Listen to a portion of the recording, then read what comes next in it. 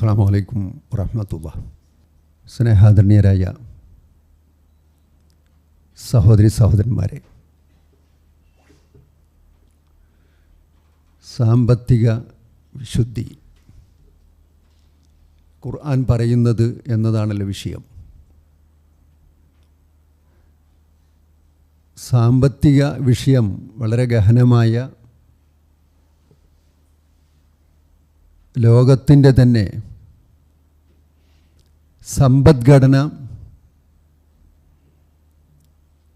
ആണ് എല്ലാ പ്രശ്നങ്ങളുടെയും അടിസ്ഥാനമായി നിലനിൽക്കുന്നത്.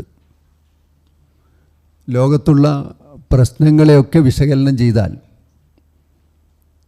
അവിടെയൊക്കെ സമ്പത്ത് അഗ്രിമസ്ഥാനത്തുണ്ട് എന്നത് സംശയമില്ലാത്തൊരു കാര്യമാണ്. അതുകൊണ്ട് തന്നെയാണ് വിശുദ്ധ ഖുർആൻ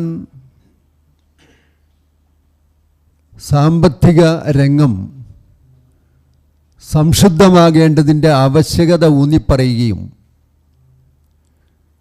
ഇസ്ലാമിക സമൂഹം ആ രൂപത്തിൽ സംസ്കരിക്കപ്പെടേണ്ടത് അനിവാര്യമാണ് എന്ന് ബോധ്യപ്പെടുത്തുകയും ചെയ്തത് എന്ന് കാണാൻ സാധിക്കും. ഇസ്ലാമിനെ സംബന്ധിച്ചിടത്തോളം ഒരു മുസ്ലിം തൻ്റെ ബന്ധങ്ങളിലെ സൂക്ഷ്മത, സദാചാരബോധം എന്നിവ പോലെ തന്നെ വളരെ പ്രധാനപ്പെട്ടൊരു കാര്യമായിട്ടാണ് സാമ്പത്തിക രംഗങ്ങൾ മുഴുവനും പഠിപ്പിക്കുന്നത്. അത് സുതാര്യവും ചൂഷണമുക്തവും പരോപകാരപ്രദവുമായി തീരുക എന്നതാണ് സാമ്പത്തിക വിശുദ്ധി എന്നതുകൊണ്ട് ഖുർആൻ ലക്ഷ്യമിടുന്നത് തന്നെ. പലപ്പോഴും ബന്ധങ്ങളിലെ സൂക്ഷ്മതയും സദാചാരബോധവുമൊക്കെയുള്ള ആളുകളെ എടുത്തു നോക്കിയാൽ തന്നെ സാമ്പത്തിക രംഗം വരുമ്പോൾ അവർ വേണ്ടത്ര അതിൽ സൂക്ഷ്മാലുക്കളായിരിക്കില്ല എന്ന് കാണാൻ സാധിക്കും. മുസ്ലിം സമൂഹത്തിൻ്റെ ബഹുഭൂരിപക്ഷം ആളുകളിൽ വളരെ കുറഞ്ഞ ആളുകൾ മാത്രമാണ് സാമ്പത്തിക രംഗത്ത് വേണ്ടത്ര സംശുദ്ധിയും സൂക്ഷ്മതയും കാണിക്കുന്നത് എന്നത് ആളുകളുടെ സാമ്പത്തിക വ്യവഹാരങ്ങളിലേക്ക് നാം കണ്ണോടിച്ചാൽ നമുക്ക് മനസ്സിലാക്കാൻ സാധിക്കുന്നൊരു കാര്യമാണ്. ഇസ്ലാം കാണിച്ചു തരുന്ന സാമ്പത്തിക സരണി വളരെ കുറ്റമറ്റതും മനുഷ്യന് പ്രയോഗത്തിൽ കൊണ്ടുവരാൻ വളരെ എളുപ്പവുമാണ് എന്നതാണ് ഖുർആൻ പരിശോധിക്കുമ്പോൾ നമുക്ക് മനസ്സിലാകുന്നൊരു കാര്യം. പലപ്പോഴും സമ്പത്ത് എന്ന് കേൾക്കുമ്പോൾ, സാമ്പത്തിക ഇടപാടുകളെക്കുറിച്ച് കേൾക്കുമ്പോൾ ആളുകൾ ഒരു വലിയ ഭീതിയോടെയാണ് അതിനെ കാണുക. യഥാർത്ഥത്തിൽ വിശുദ്ധ ഖുർആൻ പഠിപ്പിച്ച രൂപത്തിൽ ഒരാൾ സമ്പത്തിനെ കൈകാര്യം ചെയ്യുന്നെങ്കിൽ അവൻ്റെ സമ്പത്ത് വർധനവിനും പുരോഗതിക്കും വഴിവെക്കുന്നതും ഒരിക്കലും നഷ്ടത്തിലാപതിക്കുമോ എന്ന് ഭയപ്പെടേണ്ടതില്ലാത്തതുമാണ് എന്ന് കാണാൻ സാധിക്കും. നിങ്ങൾ നോക്കൂ, ജീവിത വിഭവങ്ങൾ തേടുക എന്നത് ജീവിവർഗങ്ങളുടെയൊക്കെ പ്രത്യേകതയായിട്ട് കാണാൻ സാധിക്കും. ഇപ്പോൾ രാവിലെ തന്നെ പക്ഷികൾ നേരത്തെ ഉണർന്ന് അവയുടെ ജീവിത വിഭവങ്ങൾക്കായി സഞ്ചരിക്കുന്നത് കാണാം. ഇത് സർവ്വജീവി വർഗങ്ങളിലുമുള്ള അവരുടെ ദിനേനയുള്ള പ്രവർത്തനമായി നമുക്ക് കാണാൻ സാധിക്കും. എന്നാൽ അവയൊന്നും തന്നെ നാളേക്ക് വേണ്ടി എന്തെങ്കിലും സംഭരിച്ച് വെക്കുക എന്ന രീതി അവയിലൊന്നുമില്ല. അവരൊക്കെ അന്നന്ന് കിട്ടുന്നത് കഴിക്കുന്നു, അന്നത്തോടെ അത് അവസാനിക്കുന്നു. അതാണ് ജീവികളിൽ ഭൂരിപക്ഷവും അങ്ങനെയാണ്. അതിന് വ്യത്യസ്തമായ ജീവികളില്ല എന്ന് പറയുന്നില്ല. എന്നാൽ തനിക്കും പിൻതലമുറക്കും വേണ്ടി ശേഖരിക്കുന്ന വിഭവങ്ങൾക്കാണല്ലോ നാം സമ്പത്ത് എന്ന് പറയുന്നത്. ഇപ്പോൾ ജീവികളൊന്നും സമ്പത്ത് സംഭരിക്കുന്നില്ല. മനുഷ്യൻ അങ്ങനെയല്ല. മനുഷ്യൻ തനിക്കും തൻ്റെ പിന്മുറക്കാർക്കും വേണ്ടി സമ്പാദിക്കുകയും സംഭരിക്കുകയും ചെയ്യുന്ന രീതിയാണ് മനുഷ്യൻ്റെ സ്വഭാവം. അതുകൊണ്ട് തന്നെ ആ സംഭരണ രീതിയിലും രൂപത്തിലുമൊക്കെ വ്യത്യാസങ്ങൾ കാണാമെങ്കിലും എല്ലാ മനുഷ്യരിലും അങ്ങനെയൊരു മാനസികാവസ്ഥയുണ്ട്, സംഭരിക്കണം. അതാണ് റസൂലുള്ളാഹി പറഞ്ഞത്, മനുഷ്യൻ സമ്പത്തിനോടേറെ പ്രിയമുള്ളവനാണ്. ഒരു മനുഷ്യന് ഒരു സ്വർണത്തിൻ്റെ മലയുണ്ട് എങ്കിൽ അവൻ രണ്ടാമതൊരു സ്വർണ്ണമല കിട്ടണമെന്നായിരിക്കും ആഗ്രഹിക്കുക. ഒരിക്കലും അത് മതി എന്ന് ചിന്തിക്കില്ല. അത് ചിന്തിക്കരുത്. അങ്ങനെ ചിന്തിക്കുന്ന ഒരു മാനസികാവസ്ഥയിലല്ല മനുഷ്യനെ അള്ളാഹു സൃഷ്ടിച്ചിരിക്കുന്നത്. മതിയെന്ന് ചിന്തിക്കുന്ന രൂപത്തിലേക്ക് പോയാൽ അവൻ സമ്പത്ത് സംഭരിക്കുന്ന രീതിയിൽ നിന്ന് അവൻ മാറും. അപ്പം അതില്ലാതിരിക്കാനാണ് മനുഷ്യനെ അള്ളാഹു സമ്പത്തിനോടുള്ള മോഹമുള്ളവനായിട്ട് സൃഷ്ടിച്ചിരിക്കുന്നത്. ഖുർആൻ്റെ ദൃഷ്ടിയിൽ ധനം എന്നത് മനുഷ്യൻ്റെ കയ്യിലുള്ള ഒരു സൂക്ഷിപ്പ് മുതൽ മാത്രമാണ്. അതിൻ്റെ യഥാർത്ഥ ഉടമ ആരാണ്? അള്ളാഹുവാണ്. ധനത്തിൻ്റെ ഉടമകളല്ല നമ്മളാരും. സമൂഹ നന്മയ്ക്ക് വേണ്ടി അത് കൈകാര്യം ചെയ്യുന്ന ഒരു ഉദ്യോഗസ്ഥനാണ് സമ്പന്നനായ ആൾ എന്ന് പറയാൻ കഴിയും. ഒരിക്കലും എൻ്റെ സമ്പത്ത് എന്ന് ആലോചിക്കേണ്ടതില്ല. ഇസ്ലാമിക ദൃഷ്ടിയ വിശുദ്ധ ഖുർആൻ്റെ വീക്ഷണകോണിലൂടെ നോക്കുമ്പോൾ സമ്പത്ത് അള്ളാഹുവിൻ്റേതാണ്. അത് നമ്മെ ഏൽപ്പിച്ചിരിക്കുകയാണ്. അത് കിട്ടിയ സമ്പന്നൻ അത് ലഭ്യമായിട്ടില്ലാത്ത ആളുകൾക്ക് ഉപയോഗപ്രദമായ രൂപത്തിൽ അതിനെ വിനിയോഗിക്കേണ്ടതുണ്ട്. അവൻ സ്വന്തമായി അത് കെട്ടിപ്പൂട്ടി വയ്ക്കുന്ന രീതി അത് ഖുർആൻ അംഗീകരിക്കുന്നില്ല. അതുകൊണ്ട് തന്നെ അള്ളാഹു നൽകിയ വലിയൊരു അനുഗ്രഹമാണ് സമ്പത്ത് എന്ന് നാം മനസ്സിലാക്കേണ്ടതുണ്ട്. ഖുർആൻ തന്നെ സമ്പത്തിനെ രണ്ട് രീതിയിൽ പ്രയോഗിച്ചത് കാണാൻ സാധിക്കും. ഫളുല്, ഖൈറ്. ഈ രണ്ട് പദങ്ങളാണ് ഖുർആൻ സമ്പത്തിനെക്കുറിച്ച് മാല് എന്ന് ഉപയോഗിക്കുന്നതിന് പുറമെ ഉപയോഗിച്ച് കാണുന്നത്. ഫളുല് എന്ന് പറഞ്ഞാൽ ശരിക്ക് ഔദാര്യം, അനുഗ്രഹം എന്നൊക്കെ, ശ്രേഷ്ഠത എന്നുള്ള പ്രയോഗമൊക്കെ ആ പദത്തിന് അർത്ഥം കൽപ്പിക്കപ്പെടാറുണ്ട്. അപ്പം ശരിക്കൊരു ഫളുലാണത്. അള്ളാഹുവിൽ നിന്ന് ലഭിച്ച ഒരു ഔദാര്യമായ ഒന്നാണ് സമ്പത്ത്. മറ്റൊന്ന് ഖൈറാണല്ലോ.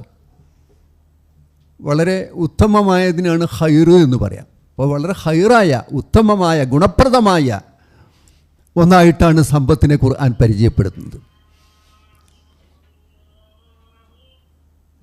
മൊബൈൽ നിന്നാണല്ലേ. ഈ രണ്ട് പ്രയോഗവും നമുക്ക് പഠനവിധേയമാക്കാൻ കഴിയുന്ന വളരെ പ്രാധാന്യമർഹിക്കുന്ന രണ്ട് പ്രയോഗങ്ങളാണ്.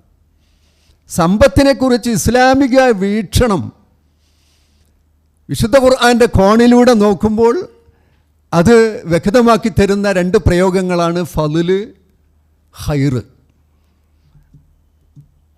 പിൻതലമുറയെ ഈ ഫളുലും ഖൈറും സംഭരിച്ച് സുരക്ഷിതരാക്കണമെന്നതാണ് വിശുദ്ധ ഖുർആൻ്റെ അധ്യാപനം. പിൻതലമുറയെ ദരിദ്രരായി വിടാൻ പാടില്ല എന്നാണ്. സൂറത്ത് നിസാ 9-ാം വചനം അത് നമ്മോട് പഠിപ്പിക്കുന്നുണ്ട്. ഞാൻ ഈ കാണിച്ച വൽയഖ്ശല്ലദീന ലൗ തറകൂ മിൻ ഖൽഫിഹിം ദുരിയത്തൻ ളിയാഫ ഖാഫു അലൈഹിം ഫല്യത്തഖുല്ലാഹ വൽയഖൂലു ഖൗലൻ സദീദ. ഇവിടെ അള്ളാഹു പഠിപ്പിക്കുന്നത് നിങ്ങളുടെ ഭാവി തലമുറയെ ഒരിക്കലും ദരിദ്രരായി വിടാൻ പാടില്ല. അത് പേടിയുള്ള ആൾ പേടിക്കട്ടെ. വൽയഖ്ശല്ലദീന ലൗ തറകൂ മിൻ ഖൽഫിഹിം ദുരിയത്തൻ ളിആഫ. ദുർബലരായ സന്താനങ്ങളെ ഉപേക്ഷിക്കാൻ കാരണമായേക്കാവുന്ന, വിട്ടേച്ച് പോകാൻ കാരണമായേക്കാവുന്ന ആളുകൾ ഭയപ്പെട്ടുകൊള്ളട്ടെ. അങ്ങനെ അവരെ ദരിദ്രരായി വിടാൻ ഉള്ള അവസ്ഥ ഒരിക്കലും എന്നിൽ നിന്ന് സംജാതമായിക്കൂടാ എന്ന് സൂക്ഷിക്കണം എന്നാണ് അള്ളാഹു സൂറത്തു നിസായിൽ അനന്തരാവകാശ നിയമങ്ങളെക്കുറിച്ച് പറയുന്നതിനിടക്കാണ് അള്ളാഹ് ഈ പറഞ്ഞത്. അനന്തരാവകാശ സ്വത്ത് വീതിക്കുന്നതിനെക്കുറിച്ചൊക്കെ പഠിപ്പിച്ച ഇടയിൽ അള്ളാഹു പറഞ്ഞതാണിത്, ഇങ്ങനെ പേടിച്ചോട്ടെ എന്ന്. അപ്പോൾ അതാണ് നമ്മുടെ അനന്തരവർക്കായിട്ട് സമ്പത്ത് സ്വരൂപിക്കുക എന്നത് വിശ്വാസികൾക്ക് നിർദ്ദേശിക്കപ്പെട്ടൊരു നിർദ്ദേശമാണ്. എല്ലാം അടിച്ചു തീർത്ത് പോവുക എന്നതല്ല ഒരു വിശ്വാസിയുടെ രീതി എന്നാണ് റസൂലുള്ളാഹിയും പറഞ്ഞിട്ടുണ്ട്. ഹദീസിൽ കാണാത് ആ രൂപത്തിൽ നിൻ്റെ അനന്തരന്മാരെ ദരിദ്രരായി വിടുന്നതിനേക്കാൾ നല്ലത് അവരെ സമ്പന്നരായി വിട്ടുകൊണ്ട് പോകുന്നതാണ് എന്ന് റസൂലുള്ളാഹി പഠിപ്പിച്ചായിട്ട് കാണാൻ സാധിക്കും. അപ്പോൾ ഈ ഒരു വീക്ഷണകോണിലൂടെയാണ് സമ്പത്തിനെ നാം വീക്ഷിക്കേണ്ടത്. സാമ്പത്തികമായിട്ട് ഒരുപാട് സമ്പാദിക്കാനുള്ള ആഗ്രഹത്തോടൊപ്പം തന്നെ അത് ഗുണപരമായ രൂപത്തിലായിരിക്കണം. എൻ്റെ പിൻതലമുറകൾക്ക് കൂടി അതിൻ്റെ ഗുണം കിട്ടണം. ആ കൂട്ടത്തിൽ ഞാൻ ജീവിക്കുന്ന സമൂഹത്തിന് എൻ്റെ സമ്പത്തിൻ്റെ അനുഗ്രഹം ലഭ്യമാകണമെന്ന് ചിന്തിക്കണമെന്നാണ് വിശുദ്ധ ഖുർആൻ്റെ അധ്യാപനം. നിങ്ങൾ നോക്കൂ, സമ്പാദിക്കുന്നതിനോ സൂക്ഷിച്ചു വെക്കുന്നതിനോ ശരിക്ക് വിശുദ്ധ ഖുർആൻ യാതൊരു പരിധിയും നിശ്ചയിച്ചിട്ടില്ല. എത്രയും സമ്പാദിക്കാം, അതിനൊരു പരിധിയും ഖുർആനിലില്ല. പക്ഷെ അത് അനുവദനീയമായ മാർഗത്തിലൂടെ മാത്രമേ ആയിക്കൂടൂ എന്നതാണ് ഖുർആൻ നമുക്ക് പഠിപ്പിച്ചു തരുന്നത്. ഒരിക്കലും ഇത്ര സമ്പാദിക്കാനേ പാടുള്ളൂ എന്നൊരു വ്യവസ്ഥ ഉണ്ടോ? ഇസ്ലാമിലില്ല. ലോകത്തുള്ള സാമ്പത്തിക വ്യവസ്ഥിതികളെയൊക്കെ എടുത്ത് പഠിച്ചു നോക്കിയാൽ ഇതിന് വിരുദ്ധമാണ്. അപ്പോൾ ഇസ്ലാം അങ്ങനെയല്ല. ഇസ്ലാം എത്രയും സമ്പാദിക്കാൻ അനുമതി നൽകുന്നുണ്ട്. പക്ഷെ ആ അനുമതിയോടൊപ്പം തന്നെ എന്തു ചെയ്യണം? അനുവദനീയമായ മാർഗത്തിലായിരിക്കണം അത് എന്ന് മാത്രമല്ല, അതിൻ്റെ വിഹിതം ഇത് ലഭിക്കാത്ത പ്രയാസം അനുഭവിക്കുന്ന ആളുകൾക്ക് എത്തിയിരിക്കണം എന്ന വ്യവസ്ഥയുണ്ട്. സമ്പത്ത് കെട്ടിപ്പൂട്ടി വയ്ക്കുന്നത് ഇഹത്തിൽ നഷ്ടമുണ്ടെന്നും പരലോകത്ത് ശിക്ഷയാണ് ലഭിക്കാൻ പോകുന്നതെന്നും ഖുർആൻ പഠിപ്പിച്ചിട്ടുണ്ട്. ഈ ആയത്ത് നോക്കൂ, വല്ലദീന യക്നിസൂന ദഹബ വൽ ഫിദ്ദ വലാ യുൻഫിഖൂനഹാ ഫീ സബീലില്ലാഹി ഫബശ്ശിർഹും ബിഅദാബിൻ അലീം. സ്വർണവും വെള്ളിയും സംഭരിച്ച് വെക്കുന്ന ആളുകൾ, കെൻസായി വെക്കുന്ന, കെൻസ് എന്നാണ് അത് ഉപയോഗിച്ചത്, നിധിയായി വെക്കുന്ന ആളുകൾ, വലാ യുൻഫിഖൂനഹാ ഫീ സബീലില്ലാ, അള്ളാഹുവിൻ്റെ മാർഗത്തിൽ അവരത് ചെലവഴിക്കുന്നില്ല. ഫബശ്ശിർഹും, നബിയെ അവർക്ക് സന്തോഷ വാർത്ത അറിയിക്കണം. ഒരു പരിഹാസ രൂപത്തിലാണ് ഖുർആനാ പറഞ്ഞത്. ഫബശ്ശിർഹും, അവർക്ക് സന്തോഷ വാർത്ത അറിയിക്കണം. ബിഅദാബിൻ അലീം, വേദനയുള്ള ശിക്ഷയാണ് അവർക്ക് വരാൻ പോകുന്നത്. അപ്പോൾ സമ്പത്ത് സംഭരിച്ച് വെക്കുന്നതിനെ അള്ളാഹു അത്രമാത്രം പുച്ഛമായാണ് പ്രയോഗിച്ചത്. അള്ളാഹുവിൻ്റെ മാർഗത്തിൽ ചെലവഴിക്കാതെ മറ്റുള്ളവർക്ക് തൻ്റെ സമ്പത്തിൻ്റെ ഗുണം ലഭിക്കാതെ പോകുന്ന സമ്പന്നനോട് നിനക്ക് സന്തോഷ വാർത്തയുണ്ട്. എന്താണ് സന്തോഷ വാർത്ത? ബിഅദാബിൻ അലീം, വേദനാജനകമായ ശിക്ഷയാണ് നിനക്ക് ലഭിക്കാൻ പോകുന്നത് എന്ന സന്തോഷ വാർത്ത അറിയിക്കാനാണ് വിശുദ്ധ ഖുർആൻ പറഞ്ഞിരിക്കുന്നത്. എത്രമാത്രം ഗൗരവതരമാണത് എന്ന് ആലോചിച്ച് നോക്കൂ. ഇത് പറയുന്നത് മനുഷ്യരുടെ സ്വത്ത് അനർഹമായി ഭക്ഷിക്കുന്ന പണ്ഡിത പുരോഹിതന്മാരെക്കുറിച്ച് പരാമർശിച്ച ശേഷമാണ്. ആ ഭാഗത്തേക്ക് ഞാൻ പിന്നീട് വരുന്നുണ്ട്. ഏതായാലും സമ്പൽ സമൃദ്ധിയിൽ മതിമറക്കുന്നവനാണ് മനുഷ്യൻ, അതുറപ്പാണ്. സാമ്പത്തികമായി ഏറെ സൗകര്യങ്ങളും അനുഗ്രഹങ്ങളും ലഭിക്കുമ്പോൾ മനുഷ്യനാകെ മതിമറന്നു പോകും. പിന്നെ ആ സമ്പത്ത് എന്ത് ചെയ്യണമെന്നറിയാതെ അള്ളാഹുവിൻ്റെ ഇഷ്ടമൊന്നും നോക്കാതെ ചെലവഴിക്കാൻ മനുഷ്യർ തൽപരരാകുന്നു എന്നതാണ് നമുക്കിപ്പോൾ നമ്മുടെ ചുറ്റുപാടുകൾ എടുത്തു നോക്കിയാൽ കാണാം. ഓരോ ആളുകളുടെയും സാമ്പത്തിക ആ പുരോഗതിയും സാമ്പത്തിക ഉന്നതിയും ജനങ്ങളുടെ മുമ്പിൽ അറിയിക്കാൻ വേണ്ടി തനിക്ക് ആവശ്യമില്ലാത്ത വലിയ കൊട്ടാര സമാനമായ ഭവനങ്ങൾ നിർമ്മിക്കുന്ന ആളുകൾ. അതേപ്രകാരം തന്നെ തൻ്റെ സമ്പത്തിൻ്റെ സമൃദ്ധി ജനങ്ങളെ അറിയിക്കാൻ വേണ്ടി ആഡംബര വിവാഹങ്ങൾ, വിവാഹധൂർത്ത്, അങ്ങനെ ഓരോ മേഖലകളും എടുത്ത് പരിശോധിച്ചാൽ അവിടെയൊക്കെ തൻ്റെ സമ്പത്ത് പ്രൊജക്റ്റ് ചെയ്യാൻ വേണ്ടി ആളുകൾ ചെയ്യുന്ന ഒരു രീതിയായിട്ട് നമുക്കതിനെ കാണാൻ കഴിയും. യഥാർത്ഥത്തിൽ ഇസ്ലാം അതിന് നിയന്ത്രണം ഏർപ്പെടുത്തിയിട്ടുണ്ട്. വിശുദ്ധ ഖുർആൻ അത് കൃത്യമായി തന്നെ നമ്മോട് പഠിപ്പിക്കുന്നുണ്ട്. ആ ഭാഗത്തേക്ക് ഞാൻ പിന്നീട് വരുന്നുണ്ട്.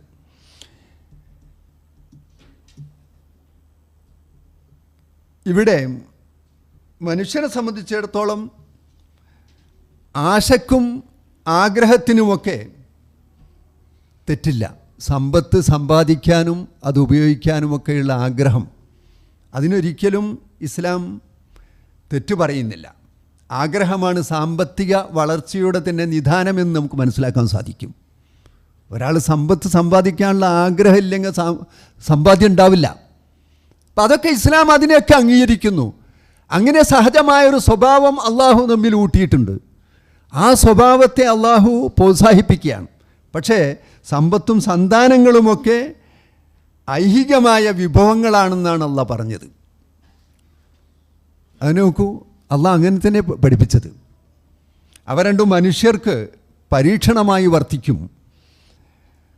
സൂറത്ത് കഹ്ഫിൽ അൽ മാലു വൽ ബനൂന സീനത്തുൽ ഹയാത്തി ദുനിയ, സമ്പത്തും സന്താനങ്ങളുമൊക്കെ ഈ ഐഹിക ജീവിതത്തിൻ്റെ അലങ്കാരങ്ങളാണ്. വൽ ബാഖിയാത്തു സ്വാലിഹാത്ത്, എന്നിട്ട് അള്ളാഹ് പറയുന്നത് ബാക്കി വരുന്നത്, ശേഷിക്കുന്നത് നിങ്ങളുടെ സത്കർമ്മങ്ങൾ മാത്രമായിരിക്കും. ഖൈറുൻ ഇൻദ റബ്ബിക്, അതാണ് നിൻ്റെ റബ്ബിൻ്റെ അടുക്കൽ ഏറ്റവും ഉത്തമമായത്. സവാബൻ, പ്രതിഫലാർഹമായത് അതാണ്. വഖൈറുൻ അമല, പ്രതീക്ഷയ്ക്ക് വക നൽകുന്നതും അതാണെന്നാണ്. അപ്പോൾ സമ്പത്തും സന്താനങ്ങളുമൊക്കെ ഈ ദുന്യാവിൻ്റെ അലങ്കാരങ്ങളാണ്. ആ അലങ്കാരം അനുഭവിക്കുക എന്നത് മനുഷ്യന് തെറ്റായതൊന്നുമല്ല. പക്ഷെ അതോടൊപ്പം തന്നെ ബാക്കിയാത്ത് സ്വാലിഹാത്തായിരിക്കണം, സ്വാലിഹാത്ത് ഉണ്ടായിരിക്കണം. സമ്പത്തേറെ കയ്യിൽ വരുമ്പോൾ സൃഷ്ടാവിനെ മറന്നുകൂടാ. അത് സൃഷ്ടാവിൻ്റെ അനുഗുണമായി വിനിയോഗിക്കാനുള്ള താല്പര്യം വിശ്വാസികളിൽ രൂഢമൂലമാകേണ്ടതുണ്ട് എന്നാണ് അള്ളാഹു പഠിപ്പിക്കുന്നത്. അങ്ങനെ വരുമ്പോൾ ആ സമ്പത്ത് ഗുണപ്രദമായി മാറ്റാൻ കഴിയും. ഇപ്പം സമ്പാദിക്കാം, എത്രയും സമ്പാദിക്കാം. പക്ഷേ ആ സമ്പാദ്യം നമുക്ക് ഉപകാരപ്പെടുന്നതിനൊപ്പം നമ്മുടെ സഹജീവികൾക്ക് കൂടി ഉപയോഗപ്രദമാവാനുള്ള താല്പര്യം ഒരു സമ്പന്നനുണ്ടാവണം. അതാണ് വിശുദ്ധ ഖുർആൻ്റെ ഈ അധ്യാപനം നമ്മുടെ മുമ്പിൽ വരച്ചു കാണിക്കുന്നത്. ഇനി നോക്കൂ, ഈ സമ്പത്തും സന്താനങ്ങളുമൊക്കെ പരീക്ഷണമായി വർത്തിക്കും എന്നുള്ളത് അള്ളാഹു സൂറത്ത് അൻഫാലിൽ പറയുന്നുണ്ട്. വഅലമു അന്നമാ അംവാലുക്കും വ ഔലാദുക്കും ഫിത്ന വ അന്നല്ലാഹ ഇൻദഹു അജ്റുൻ അദീം. നിങ്ങളറിയണേ എന്ന് പറഞ്ഞാണ് അള്ളാഹ് പറഞ്ഞു തന്നെ. അന്നമാ അംവാലുക്കും വ ഔലാദുക്കും ഫിത്ന, നിങ്ങളുടെ സമ്പത്തും നിങ്ങളുടെ സന്താനങ്ങളുമൊക്കെ നിങ്ങൾക്കുള്ള പരീക്ഷണമാണ്. അന്നല്ലാഹ ഇൻദഹു അജ്റുൻ അദീം, അള്ളാഹുവിൻ്റെ അടുക്കലാണ് മഹത്തായ പ്രതിഫലമുള്ളത്. അപ്പോൾ ആ പ്രതിഫലം കരസ്ഥമാകാവുന്ന രൂപത്തിൽ ഇവയെ നിങ്ങൾ ചിട്ടപ്പെടുത്തുകയും രൂപപ്പെടുത്തുകയും ചെയ്യേണ്ടതുണ്ട് എന്നാണ് ഖുർആൻ്റെ അധ്യാപനം.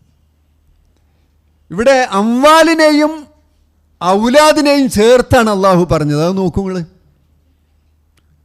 ഔലാദ് മക്കളുണ്ടാകുമ്പോൾ സൗകര്യങ്ങളും ജീവിത സൗകര്യങ്ങളുമൊക്കെ ലഭിക്കാൻ പറ്റിയ സമ്പന്നരായ മക്കൾ, അല്ലെങ്കിൽ ഒരു പിതാവിനും മാതാവിനും താങ്ങും തണലുമായി നിൽക്കുന്ന മക്കളുണ്ടാകുമ്പോണ്ടാകുന്ന ഒരു പ്രത്യേക ആനന്ദം, അത് അനിർവചനീയമാണ്. എന്നാൽ സമ്പത്തും അങ്ങനെ തന്നെ, സമ്പത്തുണ്ടാകും. പക്ഷേ ഇത് രണ്ടും ലഭ്യമാകുമ്പോൾ സൃഷ്ടാവിനെ മറക്കരുത്. അതാണ് പിന്നെ പറയുന്നത്. പ്രതിഫലം അള്ളാൻ്റെ അടുത്താണ് കേട്ടോ. അതുകൊണ്ട് ആ പ്രതിഫലം കാക്ഷിച്ചുകൊണ്ടുള്ള രീതിയും പ്രവർത്തന ശൈലിയും നീ സ്വീകരിക്കേണ്ടതുണ്ട്. അത് സമ്പത്തുമായി ബന്ധപ്പെട്ടാലും സന്താനങ്ങളുമായി ബന്ധപ്പെട്ടാലും അവ രണ്ടും ആ നിലയ്ക്ക് ഫലപ്രദമായി, ഗുണപ്രദമായി, പ്രതിഫലാർഹമായി മാറ്റാൻ ശ്രദ്ധിക്കണമെന്നാണ് അള്ളാഹു ഈ ആയത്തിലൂടെ പഠിപ്പിക്കുന്നത്. അപ്പോൾ അവിടെയാണ് നമ്മുടെ സമ്പത്ത് ശരിക്കും അള്ളാഹുവിൻ്റെ പ്രീതിക്ക് അനുഗുണമായാണോ നാം വിനിയോഗിക്കുന്നത് എന്ന് വിശ്വാസികൾ ചിന്തിക്കേണ്ടത്. നോക്കൂ, ഭൗതിക നേട്ടവും സമ്പൽ സമൃദ്ധിയുമൊക്കെ വിരുദ്ധമായി കാണുന്ന കാഴ്ചപ്പാടുകളുണ്ട്. പലപ്പോഴും പല ഭൗതിക സുഖസൗകര്യങ്ങൾ ശവമാണെന്നൊക്കെ വീക്ഷിക്കുന്ന, അത് തേടുന്ന ആളുകൾ പട്ടികളാണെന്നുള്ള ഒരു തരം സൂഫി ചിന്തകൾ ചില മുസ്ലിങ്ങൾക്കിടയിലുണ്ട്. അതുകൊണ്ട് തന്നെ ഭൗതികമായ ഒന്നും ചിന്തിക്കില്ല, സാമ്പത്തികമായ നേട്ടങ്ങൾക്ക് ഒന്നും ചിന്തിക്കാതെ ചില സൂഫി ചിന്തകന്മാർ അങ്ങനെയാണ്. എന്നാൽ ഇസ്ലാം അതല്ല. ഇങ്ങനെയൊരു ചിന്താഗതി ഇസ്ലാം ഒരിക്കലും പഠിപ്പിച്ചിട്ടില്ല. സമ്പത്തുമായി തീരെ ബന്ധപ്പെടാതെ സാമ്പത്തിക പുരോഗതിക്കായി ഒന്നും ചെയ്യാതെ ഒരു സൂഫിയായി ജീവിക്കുക എന്നത് ഇസ്ലാമികമല്ല. വിശുദ്ധ ഖുർആൻ അതിനെതിരാണ്. നേരെ മറിച്ച് ഖുർആൻ സമ്പത്തിനെ പരിചയപ്പെടുത്തിയത് തന്നെ ജീവിത നിലനിൽപ്പിന് ആധാരമാണ് എന്നാണ്. സമ്പത്ത് ഒരു മനുഷ്യൻ്റെ ജീവിതത്തിൻ്റെ, മനുഷ്യരുടെ മൊത്തം ജീവിതത്തിൻ്റെ നിലനിൽപ്പിന് ആധാരം എന്ന നിലയ്ക്കാണ് ഖുർആൻ പഠിപ്പിക്കുന്നത് തന്നെ. നോക്കൂ, ഖുർആൻ പറയുന്നത് വലാ തുഅ്തു സുഫഹാ അംവാലകും അല്ലത്തി ജഅലല്ലാഹു ലക്കും ഖിയാമ. സൂറത്ത് നിസായിൽ തന്നെയാണ് ഇത് പഠിപ്പിക്കുന്നത്. സാമ്പത്തിക പ്രവർത്തനങ്ങളെക്കുറിച്ച് വിശദീകരിച്ച കൂട്ടത്തിൽ ഈ സാമ്പത്തിക ശേഷി കയ്യിലുണ്ടെങ്കിലും സ്വന്തമായി സമ്പത്തുണ്ടെങ്കിലും അത് കൈകാര്യം ചെയ്യാൻ കഴിയാത്ത ആളുകൾ നമ്മുടെ കീഴിലുണ്ടെങ്കിൽ അവരുടെ സമ്പത്തിനെ നാം വളരെ ശ്രദ്ധിക്കണമെന്നാണ് ആണ് ഖുർആൻ വലാ തൂത്തു സുഫഹ. ഇവിടെ സുഫഹ എന്ന് പറഞ്ഞാൽ സമ്പത്ത് കൈകാര്യം ചെയ്യാൻ കഴിയാത്ത, വിവരമില്ലാത്ത ആളുകൾ.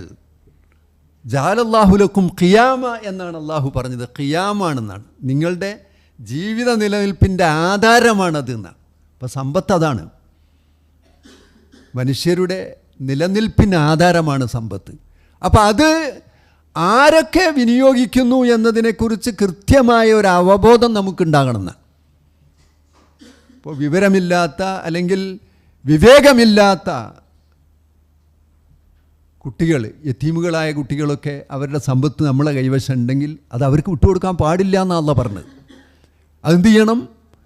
അവർക്ക് നൽകണമെങ്കിൽ അവരുടെ വിവേകമെത്തി എന്ന്. ഒബ്തലുൽ യതാമാ ഹത്താ ഇദാ ബലഉൻ നിക്കാഹ്, സൂറത്ത് നിസായിൽ അള്ളാഹു അത് പറഞ്ഞിട്ടുണ്ട്. ഈ ആയത്തിൻ്റെ തൊട്ട് മുമ്പ് തന്നെ യതീമുകളെ നിങ്ങൾ പരിശോധിക്കണം, ഒരു പരിശോധനയ്ക്ക് വിധേയമാക്കണം. എന്നിട്ട് നിക്കാഹ് പ്രായമെത്തിക്കഴിഞ്ഞാൽ അവരിൽ നിന്ന് റുഷ്ദ് നിങ്ങൾ കാണുകയാണെങ്കിൽ, വിവേകം കണ്ടാൽ മാത്രമേ അവരെ സമ്പത്ത് അവരെ ഏൽപ്പിക്കാവൂ എന്നാണ്. അല്ലെങ്കിൽ നിങ്ങൾ തന്നെ കൈകാര്യം ചെയ്തോളണം എന്നാണ് പറഞ്ഞത്. അപ്പോൾ അത് തന്നെയാണ്. അപ്പോൾ അതൊരു പൊതു തത്വമാണ്. ഇവിടെ യതീമിൻ്റെ കാര്യമാണ് പറഞ്ഞതെങ്കിലും സുഫഹാക്കൾക്ക് സമ്പത്ത് വിട്ടുകൊടുക്കുക എന്നുള്ളത് ഒരിക്കലും ഉണ്ടായിക്കൂടാ. സമൂഹം തീരെ ശ്രദ്ധിക്കാതെ പോകുന്ന ഒന്നാണത്. പലപ്പോഴും സമ്പത്ത്, ഈ കുട്ടികളുടെ കയ്കളിലൊക്കെ സമ്പത്ത് കൊടുക്കുക എന്നുള്ളത് ഇസ്ലാമിക ദൃഷ്ട്യാ വലിയ തെറ്റാണ്. കാരണം അവർക്ക് വിവേകമില്ല, ആ സമ്പത്ത് എന്താണെന്ന് അവർക്ക് അറിഞ്ഞുകൂടാ. അതുകൊണ്ട് അത് അവരെങ്ങനെ വിനിയോഗം ചെയ്യുന്നു. നോക്കൂ, ഈ ഖുർആൻ്റെ ഈ തത്വം കൃത്യമായി ശ്രദ്ധിക്കാത്ത മാതാപിതാക്കളിൽ എത്ര കണ്ട് വലിയ അപകടങ്ങളാണ് അവരുടെ മക്കളിലൂടെ ഉണ്ടാകുന്നത് നോക്കൂ. സാമ്പത്തിക രംഗം അത്ര സൂക്ഷ്മമായിരിക്കണം. തൻ്റെ മക്കൾക്ക് തോന്നിയ പോലെ സമ്പത്ത് നൽകുന്ന മാതാപിതാക്കൾ പിന്നീട് വിരൽ കടിക്കുന്ന രംഗങ്ങൾ നമുക്ക് കാണാൻ സാധിക്കും. ഇന്നിപ്പോൾ നമ്മളെ വിദ്യാലയങ്ങളിലേക്കൊക്കെ നോക്കിയാൽ അവിടെയൊക്കെ ലഹരിയുടെയൊക്കെ പിടിയിൽ അകപ്പെടുന്നതിൻ്റെ ഒരു തുടക്കം സമ്പത്തിനെക്കുറിച്ച് ബോധമില്ലാത്തവരുടെ കൈകളിൽ സമ്പത്ത് വന്നതാണ്. കോളേജ് ജീവിതത്തിൽ എനിക്കൊരനുഭവമുണ്ട്. ഒരു കുട്ടി അവന് ലഹരിയുടെ അടിമയായി എന്ന് ബോധ്യമാകുന്ന ഒരു രംഗം എൻ്റെ ജീവിതത്തിലുണ്ടായിരുന്നു. അന്വേഷിച്ച് നോക്കുമ്പോൾ എന്താണെന്നറിയോ, മാതാവും പിതാവും ഗൾഫിലാണ്, ATM കാർഡുമായിട്ടാണ് കുട്ടി നടക്കുന്നത്. എത്ര സമ്പത്ത് അവന് പൈസ എത്ര വേണമെങ്കിലും ചെലവഴിക്കാനുള്ള സർവതന്ത്ര സ്വാതന്ത്ര്യം അവന് ലഭിച്ചിരിക്കുകയാണ്. അവിടെയാണ് ഈ ആയത്ത് വലാ സുഫഹാക്കൾക്ക് കൊടുക്കരുതേ അറിഞ്ഞ്. മാതാപിതാക്കൾക്ക് നല്ല നിയന്ത്രണം വേണം സമ്പത്തിൻ്റെ കാര്യത്തിൽ. തൻ്റെ മകന് തൻ്റെ മകൾക്ക് എപ്പോൾ എന്ത് വേണമെന്ന് കൃത്യമായി അവിടെ പിശുക്കാണെന്ന് ആളുകൾ പറയും. ചിലപ്പോൾ ആളുകൾ പറഞ്ഞോട്ടെ, പക്ഷേ അള്ളാഹു പറയുന്നത് സുഫഹാക്കൾക്ക് കൊടുക്കരുത് എന്നാണ്. അപ്പോൾ അത് വളരെ ശ്രദ്ധാപൂർവം കൈകാര്യം ചെയ്തില്ലെങ്കിൽ നമ്മുടെ മക്കളുടെ ഭാവി അത് അപകടത്തിലാണെന്ന് മനസ്സിലാകണം.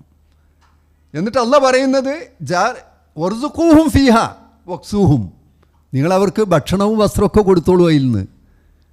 വഖൂലു ലഹും ഖൗലൻ മഅറൂഫ, നല്ല വാക്ക് പറഞ്ഞോളൂ, നല്ല മയത്തിലുള്ള സംസാരം.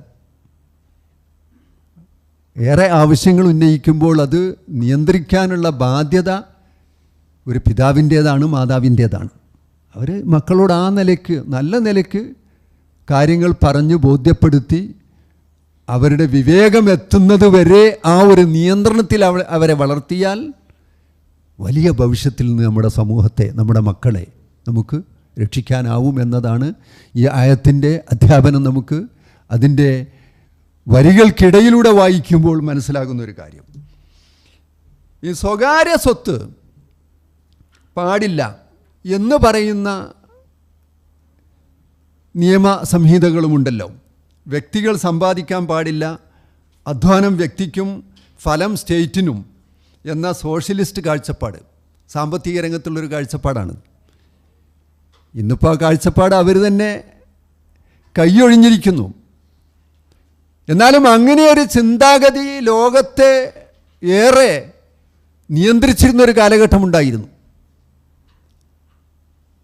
വ്യക്തികൾക്ക് സമ്പത്ത് കയ്യിൽ വെക്കാൻ അധികാരം ഉണ്ടായിരുന്നില്ല. സോവിയറ്റ് റഷ്യയൊക്കെ നമുക്കതിന് ഉദാഹരണമാണല്ലോ. പക്ഷെ അതൊക്കെ തകർന്ന് തരിപ്പണമായി. ആ സാമ്പത്തിക രീതി തന്നെ ശരിയല്ല എന്ന് ലോകം മനസ്സിലാക്കിയിരിക്കുകയാണിന്ന്. അവിടെയാണ് ഇസ്ലാമിൻ്റെ സാമ്പത്തിക രീതിയെ നമുക്ക് വായിച്ചെടുക്കാൻ സാധിക്കുന്നത്. ഭരണകൂടം അവർക്ക് വേണ്ട സൗകര്യങ്ങളൊക്കെ ഒരുക്കി കൊടുക്കുക, അവരധ്വാനിക്കുന്ന സമ്പത്ത് മുഴുവൻ ഭരണകൂടം കൈക്കലാക്കുക, അതായിരുന്നല്ലോ ആ വ്യവസ്ഥിതി. അത് പരാജയമായിരുന്നു. പക്ഷെ അതിലുള്ള കുറേ ഗുണവശങ്ങളുണ്ട്. ആ ഗുണവശങ്ങൾ വിശുദ്ധ ഖുർആൻ അംഗീകരിച്ചിട്ടുമുണ്ട്. അതാണ് അതിൻ്റെ അത്ഭുതം. ഇനി മറുവശമാണ് മുതലാളിത്വം. ഇഷ്ടംപോലെ സമ്പാദിക്കാൻ മുതലാളിമാർക്ക് സർവതന്ത്ര സ്വാതന്ത്ര്യം കൊടുക്കുന്ന മുതലാളിത്ത വ്യവസ്ഥിതി, അതും ഇസ്ലാം അംഗീകരിക്കുന്നില്ല. ഇത് രണ്ടിൻ്റെയും ഇടയിലാണ് ഇസ്ലാമിൻ്റെ സാമ്പത്തിക വ്യവസ്ഥ എന്ന് കാണാൻ സാധിക്കും. ആ ഭാഗത്തേക്ക് അധികം പ്രവേശിക്കുന്നില്ല. ഞാനൊരു വിവരത്തിനായി ഇടയ്ക്ക് വെച്ച് പറഞ്ഞു എന്ന് മാത്രം. ഇവിടെ ഇസ്ലാം മുന്നോട്ട് വയ്ക്കുന്ന സാമ്പത്തിക ദർശനം, അതിൽ മിതത്വവും സന്തുലിതത്വവും കാണാൻ സാധിക്കും. അതേപ്രകാരം തന്നെ പ്രായോഗികതയും കാലിക പ്രസക്തിയും അതിനുണ്ട് എന്ന് നമുക്ക് മനസ്സിലാക്കാൻ സാധിക്കും. ആർക്കും എത്രയും സമ്പാദിക്കാം. സ്വകാര്യ സ്വത്തിൽ യാതൊരു വിരോധവും ഇല്ല. അതാണ് ഇസ്ലാമിൻ്റേത്. സ്വകാര്യ സ്വത്ത് ആർക്കും എത്രയും സമ്പാദിക്കാം. പക്ഷെ അവിടെയുള്ളത് എന്താണ്? അള്ളാഹുവിൻ്റെ വരദാനമാണത് എന്ന് ഓർമ്മ വേണം എന്നാണ് ഖുർആൻ പഠിപ്പിച്ചത്. ദിവ്യാനുഗ്രഹം ലഭിച്ച ആളുകൾ ഇല്ലാത്തവർക്ക് പങ്കുവെക്കാൻ തയ്യാറാവണം. അതാണ് മറ്റ് സാമ്പത്തിക വ്യവസ്ഥിതികളിൽ നിന്ന് ഇസ്ലാമിനെ വ്യതിരിക്തമാക്കുന്നത്. എത്രയും സമ്പാദിച്ചോളൂ, അതിന് പരിധിയൊന്നും നിശ്ചയിച്ചിട്ടില്ല. പക്ഷേ സമ്പാദിക്കുമ്പോൾ ആ സമ്പാദ്യത്തിൻ്റെ ഒരു വിഹിതം നിർബന്ധമായും നിങ്ങൾ സാധുക്കൾക്കായി മാറ്റിവെക്കണം. അതാണല്ലോ ഇപ്പോൾ നമ്മൾ സക്കാത്ത് എന്ന് പറഞ്ഞിട്ട് കൊടുക്കുന്നത്. സക്കാത്ത് എന്നുള്ള ആ പ്രയോഗം തന്നെ വളരെ നല്ലൊരു സക്കാത്ത്, ആ പ്രവർത്തനത്തിനുള്ള ഒരു പ്രയോഗമല്ല അത്. സക്കാത്ത് എന്ന് പറഞ്ഞാൽ വർധനവ് എന്നാണല്ലോ. സക്ക സംശുദ്ധി നേടി സംസ്കരിച്ചു, വർധനവുണ്ടാക്കി എന്നൊക്കെയാണ്. ആ പ്രയോഗം പൂർണ്ണമായും അതിൽ ഉൾക്കൊള്ളുന്ന ഒന്നാണെന്നുള്ള വിശുദ്ധ ഖുർആൻ്റെ ആ പ്രയോഗം ശരിക്കും പഠിച്ചു നോക്കിയാൽ മനസ്സിലാവും. ശരിക്ക് സക്കാത്ത് കൊടുക്കുന്ന ഒരാളെ സംബന്ധിച്ചിടത്തോളം അയാളെ ഒരു 2.5% തൻ്റെ സമ്പത്തിൽ നിന്ന് മാറ്റിവെക്കുകയാണ് സാധുക്കൾക്ക് വേണ്ടി. നിർബന്ധമായി മാറ്റിവെക്കണം എന്നുള്ളതാണുള്ള ആ വ്യവസ്ഥ. അത് നല്ലൊരു രീതിയായിട്ട് ഇസ്ലാമിലെ സക്കാത്ത് സമ്പ്രദായത്തെ പഠിച്ച ആളുകളൊക്കെ പറയുന്നുണ്ട്. സാമ്പത്തിക ശാസ്ത്രത്തിലൊക്കെ ബോധമുള്ള ആളുകൾ അത് സമ്മതിക്കും. എങ്ങനെയാണ് നമാ എന്നാണ് സക്കാത്ത് എന്നുള്ള പദത്തിൻ്റെ അർത്ഥം തന്നെ അറബിയിൽ നമാ എന്ന വളർച്ച എന്നാണ്. എങ്ങനെയാണ് സക്കാത്ത് വളർച്ചയുണ്ടാക്കുന്നതെന്ന് ആളുകൾ ഇങ്ങനെ സംശയിച്ചെന്ന് വരും. 2% കൊടുക്കുമ്പോൾ നഷ്ടമല്ല ഉണ്ടാവുകയെന്ന്. അല്ല എന്നുള്ളതാണ് വാസ്തവം. സക്കാത്ത് കൊടുക്കുന്നതോടുകൂടി വളർച്ചയാണ് ഉണ്ടാവുക. ഒരു ചെറിയ ഉദാഹരണം, ഇപ്പോൾ കടലോര പ്രദേശത്തോടടുത്ത സ്ഥലമാണല്ലോ ഇവിടെ. നിങ്ങൾക്കറിയാം, അവിടെ ശരിക്ക് നന്നായി മത്സ്യബന്ധനം നടക്കുന്ന സമയത്ത് അങ്ങാടികൾ സജീവമായിരിക്കും. ഇനി മലയോര പ്രദേശങ്ങൾ എടുത്തു നോക്കിയാൽ അവിടെ നല്ല കാർഷിക വിളവെടുപ്പ് നടക്കുന്ന സമയത്ത് അങ്ങാടികൾ സജീവമായിരിക്കും. പ്രശ്നം എന്താണ്? ആളുകളുടെ കയ്യിൽ സമ്പത്തെത്തുന്നു, അപ്പോൾ ആളുകൾ അത് വിനിമയത്തിനായിട്ട് ഉപയോഗിക്കുന്നു. അപ്പോൾ അത് വളർച്ചയാണ് അതിലൂടെ ഉണ്ടാകുന്നത്. സക്കാത്തിൻ്റെ ലക്ഷ്യവും അതാണെന്നാണ്. സമ്പത്തിനെക്കുറിച്ചൊക്കെ പഠിച്ച അമർത്യ സെന്നിനെ പോലുള്ള ആളുകളൊക്കെ പറഞ്ഞത്, വിശാല ബംഗാൾ ക്ഷാമമൊക്കെ എടുത്തു നോക്കിയിട്ട് അയാളിങ്ങനെ അതിനെക്കുറിച്ച് പറയുന്നുണ്ട്. അന്ന് ഈ വിശാല ബംഗാൾ ക്ഷാമമൊക്കെ ഉണ്ടായ സമയത്ത് വസ്തുക്കൾ, ജീവിത വിഭവങ്ങളുടെ ലഭ്യത കുറവായിരുന്നില്ല ക്ഷാമത്തിന് കാരണം എന്നാണ്. പിന്നെ മൂപ്പർ പറഞ്ഞത് എന്താണെന്നറിയോ? വിനിമയത്രാണി ഇല്ലാതെ പോയി എന്നുള്ളതാണെന്ന്. ആളുകളുടെ കയ്യിൽ വിനിമയം ചെയ്യാൻ പൈസ ഇല്ലാതെ പോയി, അതാണ് പ്രശ്നം. അപ്പോൾ അവിടെ അതിൻ്റെ മറുവശമാണിത്. എന്ത്? സക്കാത്ത് എന്ന് പറഞ്ഞാൽ വിനിമയത്രാണി ഉണ്ടാക്കുക എന്നുള്ളതാണ്. ഇപ്പോൾ സമ്പത്ത്, സക്കാത്ത് നിങ്ങൾ ഒരു സമ്പന്നൻ സക്കാത്ത് കൊടുക്കുമ്പോൾ കുറേ ആളുകളുടെ കയ്യിൽ ആ പൈസ എത്തി. ആ പൈസ എത്തിക്കഴിഞ്ഞാൽ എന്ത് ചെയ്യാണ്? അവരാ പൈസ അവിടെ പോക്കറ്റിലെടുത്ത് വെക്കുമോ? ഇല്ല, അവർ അങ്ങാടിയിലേക്ക് ഇറങ്ങും. അതായിട്ട് ഉടൻ പർച്ചേസിങ് ആണ് അല്ലേ? റമദാനിലൊക്കെ കാണാം ഈ സക്കാത്ത് വിതരണം വല്ലാതെ നടക്കുന്ന ഏരിയകളിലൊക്കെ. ഞാൻ ജീവിച്ചത് കുറേ കാലം കണ്ണൂർ ജില്ലയിലെ കടവത്തൂരാണല്ലോ, നല്ല സമ്പന്നരുള്ള ഏരിയയാണ്. അതുകൊണ്ട് തന്നെ ഒരുപാട് യാചകന്മാരുടെ ഒഴുക്കായിരിക്കും റമദാനിൽ അങ്ങോട്ട്. എന്നാൽ വൈകുന്നേരം അങ്ങാടിയിൽ നടന്നാൽ, അങ്ങാടിയിൽ ഇറങ്ങിയാൽ നമുക്ക് കടകളിലൊന്നും നമുക്ക് കയറാൻ കഴിയില്ല. ഒരു 4 മണി സമയമൊക്കെ ആകുമ്പോഴേക്കിന് ഇവർ കലക്ഷൻ കഴിഞ്ഞ് വരികയാണ്. ബേക്കറികളിലൊക്കെ നല്ല തിരക്കായിരിക്കും, ആൾ വാങ്ങുന്നതാണ്, വാങ്ങിക്കൂട്ടി. ഇവർ കിട്ടിയ പൈസ കൊണ്ടൊക്കെ കൂടി വാങ്ങിക്കൂട്ടി പോവുകയാണ്. അതാണ് ഇസ്ലാമിൻ്റെ സക്കാത്ത് സമ്പ്രദായത്തിൻ്റെ പ്രത്യേകത. അപ്പോൾ ഈ വിനിമയത്രാണി ജനങ്ങളിലേക്ക് ഉണ്ടാക്കുക എന്നുള്ളത്. അപ്പോൾ ആളുകളുടെ കയ്കളിലൊക്കെ പൈസ എത്തുന്നതോടുകൂടി അവർ പോയിട്ട് എന്ത് ചെയ്യും? പർച്ചേസ് ചെയ്യും. പർച്ചേസ് ചെയ്യുമ്പോൾ ആ പ്രദേശത്തുള്ള ചെറുകിട വ്യാപാരികൾക്കൊക്കെ അവരെ കൈകളിലേക്കൊക്കെ പൈസ എത്തി. ആ പൈസ വൻകിട മുതലാളിമാരിലേക്കാണ് പിന്നെ പോകുന്നത്. അവരെ ബിസിനസ്സിൽ നിന്നാണല്ലോ, അവരിൽ അടുത്തുനിന്നാണല്ലോ ഇവർക്ക് സാധനം വരുന്നത്. വീണ്ടും സമ്പന്നരുടെ കൈകളിലേക്ക് എത്തി. അപ്പോൾ വളർച്ച ഉണ്ടായി. ഈ ഒരു സർക്കിൾ ഇങ്ങനെ കറങ്ങിക്കൊണ്ടിരിക്കണം. അതാണ് ഇസ്ലാമിലെ സാമ്പത്തിക വ്യവസ്ഥയുടെ പ്രത്യേകത. അത് ഇപ്പോൾ ഞാൻ കടലോര പ്രദേശം പറഞ്ഞു, മലയോര പ്രദേശം പറഞ്ഞു, ഇവിടെയൊക്കെ ആ ഒരു ചില പ്രത്യേക സമയങ്ങളിലേ ഉണ്ടാവുള്ളൂ. ഇസ്ലാം അതല്ലേ എല്ലാ സമയങ്ങളിലും ഇത് നടന്നുകൊണ്ടിരിക്കണം എന്നാണ്. അതിനാണ് കാർഷിക സക്കാത്ത്, കാലികളുടെ സക്കാത്ത്, ധനത്തിൻ്റെ സക്കാത്ത്, ഇങ്ങനെ പല സക്കാത്തുകളും പ്രത്യേകമായി തന്നെ പഠിപ്പിക്കപ്പെട്ടത്.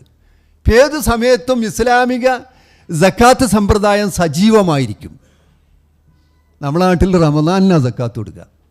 യഥാർത്ഥത്തിൽ അങ്ങനെയല്ല, നിരന്തരം പ്രവർത്തിച്ചുകൊണ്ടിരിക്കുന്ന ഒരു രീതിയാണ് ഇസ്ലാമിലെ സക്കാത്ത്. ഇപ്പോൾ ഒരു സക്കാത്ത് സെല്ല് അല്ലെങ്കിൽ സക്കാത്തിൻ്റെ പിരിക്കുന്ന ഓഫീസ് ഇസ്ലാമിക ഗവൺമെൻറ്റുള്ള സ്ഥലത്താണെങ്കിൽ ഒരു സക്കാത്ത് പിരിക്കുന്ന ആ ഒരു ഓഫീസ് അത് സജീവമായിരിക്കണം. എപ്പോഴും അതിലേക്ക് സക്കാത്ത് വന്നുകൊണ്ടിരിക്കും, അതിൽ നിന്ന് പോയിക്കൊണ്ടിരിക്കും. അങ്ങനെ ആകുമ്പോഴാണ് ഈ പറഞ്ഞ വിനിമയത്രാണി നടക്കുകയുള്ളൂ. അപ്പോൾ സാമ്പത്തികമായി ഈ രൂപത്തിൽ ഒരു ഊർജ്ജസ്വലത ഉണ്ടാക്കുക എന്നുള്ളതാണ് ഇസ്ലാം ലക്ഷ്യമിടുന്ന സാമ്പത്തിക വ്യവസ്ഥയും അതിൽ പ്രധാനപ്പെട്ടതാണ് സക്കാത്തും. ഈ ഒരു രീതി നിങ്ങൾ ആലോചിച്ച് നോക്കിയാൽ ഇനി അതിൽ തുടർന്ന് അവിടെ വളർച്ച ഉണ്ടാവുന്നുണ്ട് എന്നുള്ളത് നിങ്ങൾക്ക് ബോധ്യമാവും. ഇല്ലെങ്കിൽ വളർച്ച ഉണ്ടാവില്ല. ഇതിന് നേരെ വിപരീതമാണ് റിബ, പലിശ എടുത്ത് നോക്കൂ, അവിടെ വളർച്ച ഉണ്ടാവില്ല. ഇപ്പോൾ കണ്ടില്ലേ, ബാങ്കുകളൊക്കെ ആകെ ലോണ് കൊടുക്കാൻ വിഷമിച്ചുകൊണ്ടിരിക്കുകയാണ്. അപ്പോൾ അങ്ങനെ വരുമ്പോൾ അവർ ഒരുപാട് പലിശ വർധനവ് പ്രഖ്യാപിക്കുകയാണ്. നിക്ഷേപകർ മുഴുവൻ റൂട്ട് മാറി സഞ്ചരിക്കുന്നു എന്നതാണ് ഇപ്പോഴത്തെ ആധുനിക സാമ്പത്തിക വ്യവസ്ഥയുടെ അവസ്ഥ എന്നാണ് പറയുന്നത്. ഒരിക്കലും ബാങ്കിൽ നിക്ഷേപിക്കാൻ ആളുകൾ ഇഷ്ടപ്പെടുന്നില്ല എന്നാണ് പുതിയ സാമ്പത്തിക കണക്കുകൂട്ടലുകൾ പത്രങ്ങളിലൊക്കെ നിങ്ങൾ വായിച്ചിട്ടുണ്ടായിരിക്കും. ബാങ്കുകളൊക്കെ പിറകോട്ടടിച്ചുകൊണ്ടിരിക്കുകയാണ്.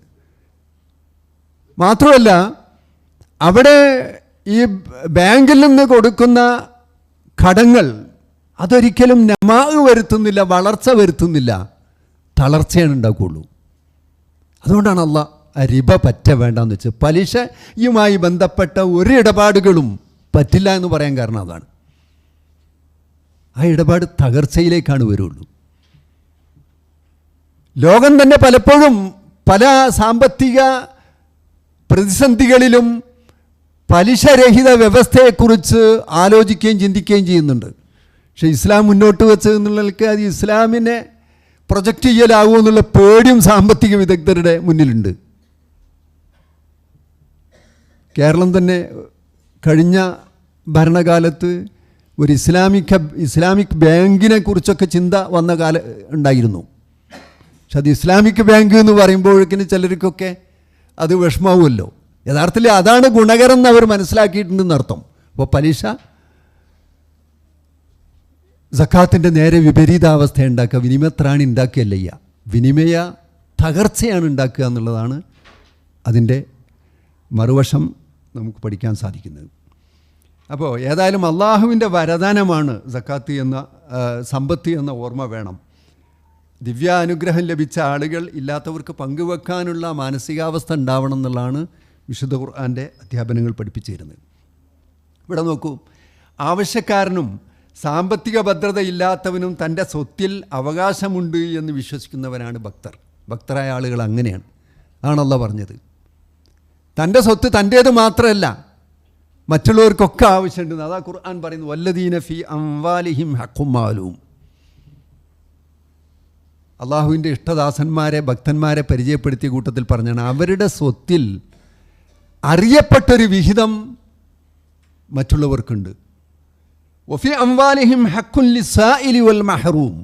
മറ്റൊരിടത്ത് അങ്ങനെയാണല്ലോ പറഞ്ഞത്.